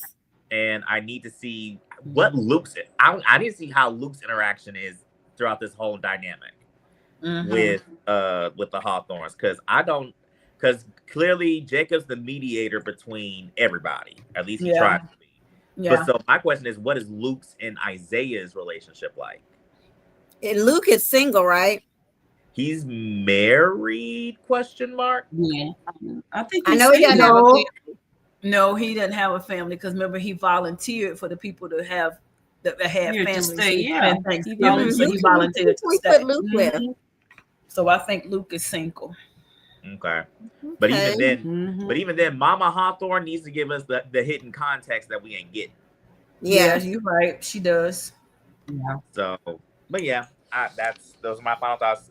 This Winterfest is completely underwhelming. I'm not satisfied. I need my. I'm bored with Winterfest. I want my money back. Look, refunds. Didn't you enjoy your cocoa? No. Not enough. I want my money back from my ticket. I wanted to gasp and go out and get a coquito. I wanted to be like, oh my God, look at her dress. Where can I get it? I wanted to be like, oh crap, did you see how hard Anita slapped that girl?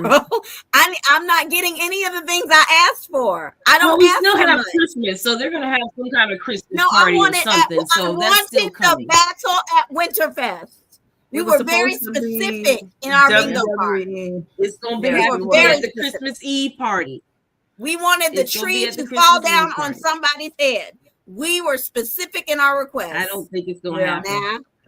Okay. Looking at the preview for next week, I don't see it happening. So, Keisha, let me ask you this question. What'd you say, Donald? Let me ask this question. Would you be okay if we get a fight of some kind before the year's? Give me something at this point. Just give me something. Okay. Because now, Winterfest is a snooze.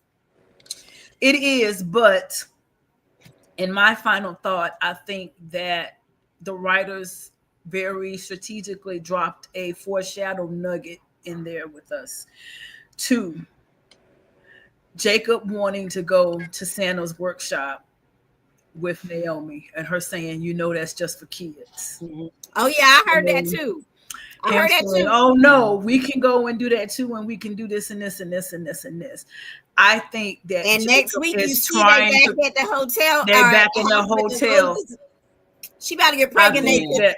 I think that Jacob has a hidden agenda now at this point. No, she on top of that. Did it again. And I think that he is trying to put her in a position where they are around enough kids and a thing to make her think that maybe this could work.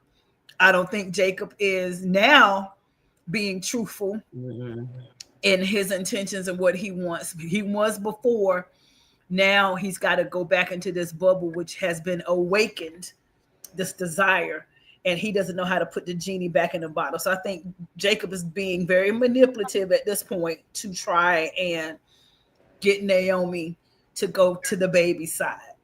Because again, she'll get an the writers are intentional. So for him throwing it, let's go to Santa's workshop. Let's go and do this. Naomi will get an abortion before she entertains.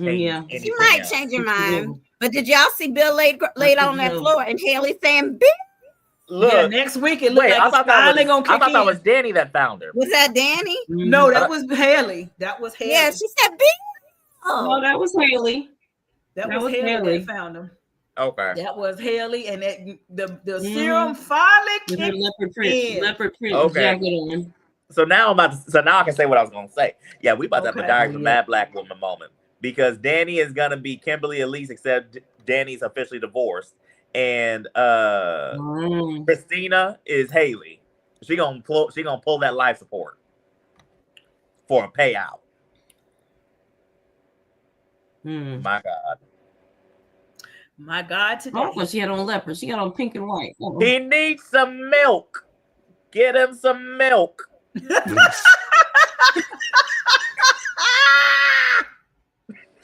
I'm done. I quit. Not the milk. He is laid out too. Lord. And he's supposed to be giving the speech over at or emceeing Winterfest. So if anything, Winterfest may be cut short. I think this is gonna happen after Winterfest because they seem to have moved past pretty fast Winterfest. I think it's gonna but they ain't show him doing anything. I think it's gonna be a snooze fest. Continue through. Bill's part is gonna be but a minor mention. And they're gonna take a picture and then they all go. Y'all, I'm sorry. I don't know what made me. I done missed some of Noki's mess. Noki is out of order tonight. Noki is a trip. You ain't seen all of Noki's stuff. I did not see the bottom hole line. I did not see the line about the bottom hole. You didn't hear that? I said, yeah, she the bottom. Yeah, she the bottom. That's what you don't see. Remember, I got kicked off for the and then the point. 6 foot, 7 foot, 8 foot bunch. I'm like, okay, yeah, Noki, 6 foot, 7 foot, 8 foot bunch. I'm like, okay, Kumbaya and me. Oh my Lord, I am so done with you, Noki. Now he need a life alert, Burton. Honey, Bill. I'm falling and I can't get up. She gonna let him stay there too. She talking about Bill. She gonna how long? Let's take a bet. This is this how we do. How long y'all? But she must have been sitting over there and he walked and fell out. She may have walked in and saw him, but how long you gonna think she gonna let him lay on that floor? Come in there. I think the way that the preview looked like her running, I don't think she was expecting it. I think she's gonna forget she was trying to kill him. I think because I do think she loves him. I think she's just crazy as hell. Yeah. I think she cares about Bill. She's very because she's jealous and she doesn't know how to process her jealousy. But she just went and asked for another batch and then sent a text and said, "Speed it up. I need to hurry up." So you know why? Because this dumb A Negro sat up here and took me to Thanksgiving dinner across from his in-laws. Then he sit over here swooning over a freaking marshmallow that his ex-wife sent over to the table. Like, I don't find the humor in this. Like every time she turn around, he doing disrespectful stuff. So that's the things that make her say, "Give me some more." So they could have went somewhere. They could have went somewhere for Thanksgiving. Exactly. They didn't have to be there. They could have flew to Italy or wherever or somewhere else. Or could have flew to Italy and let me finish my damn honeymoon that you ended early. So could have flew to her island and had a cook basically make dinner. So Donald. Let's put a plot twist in here. What if Haley started, because you know how Randy always emphasized to Haley, you need to give it to him in small doses so that it looks natural. Right. What if Haley was giving it to him entirely too fast? She does get him to the hospital, but Haley thinks, well, it's untraceable. They won't find anything. But Ashley's at the hospital, and Ashley don't like to, Ashley, she's meticulously thorough. And so she runs the test, but she notices something slightly abnormal, and that prompts her to run another test. I like it. And so if that happens, I don't see them letting Haley go to jail. So some kind of way she gonna get off. Yeah. I mean, look at Leslie. Yeah. I think this is gonna scare her enough to realize that maybe she likes alcohol, and if he's still taking medicine and he was drinking more alcohol lately, that could, but I'd still, it just depends. I don't know what's going on here, but I do feel like she does actually care about him. Yeah. Something happened with the Facebook feed. I don't know. I just got a notification that the Facebook feed went down. So I don't know what happened over there. But in any case, it is what it is. Y'all got to have anyway.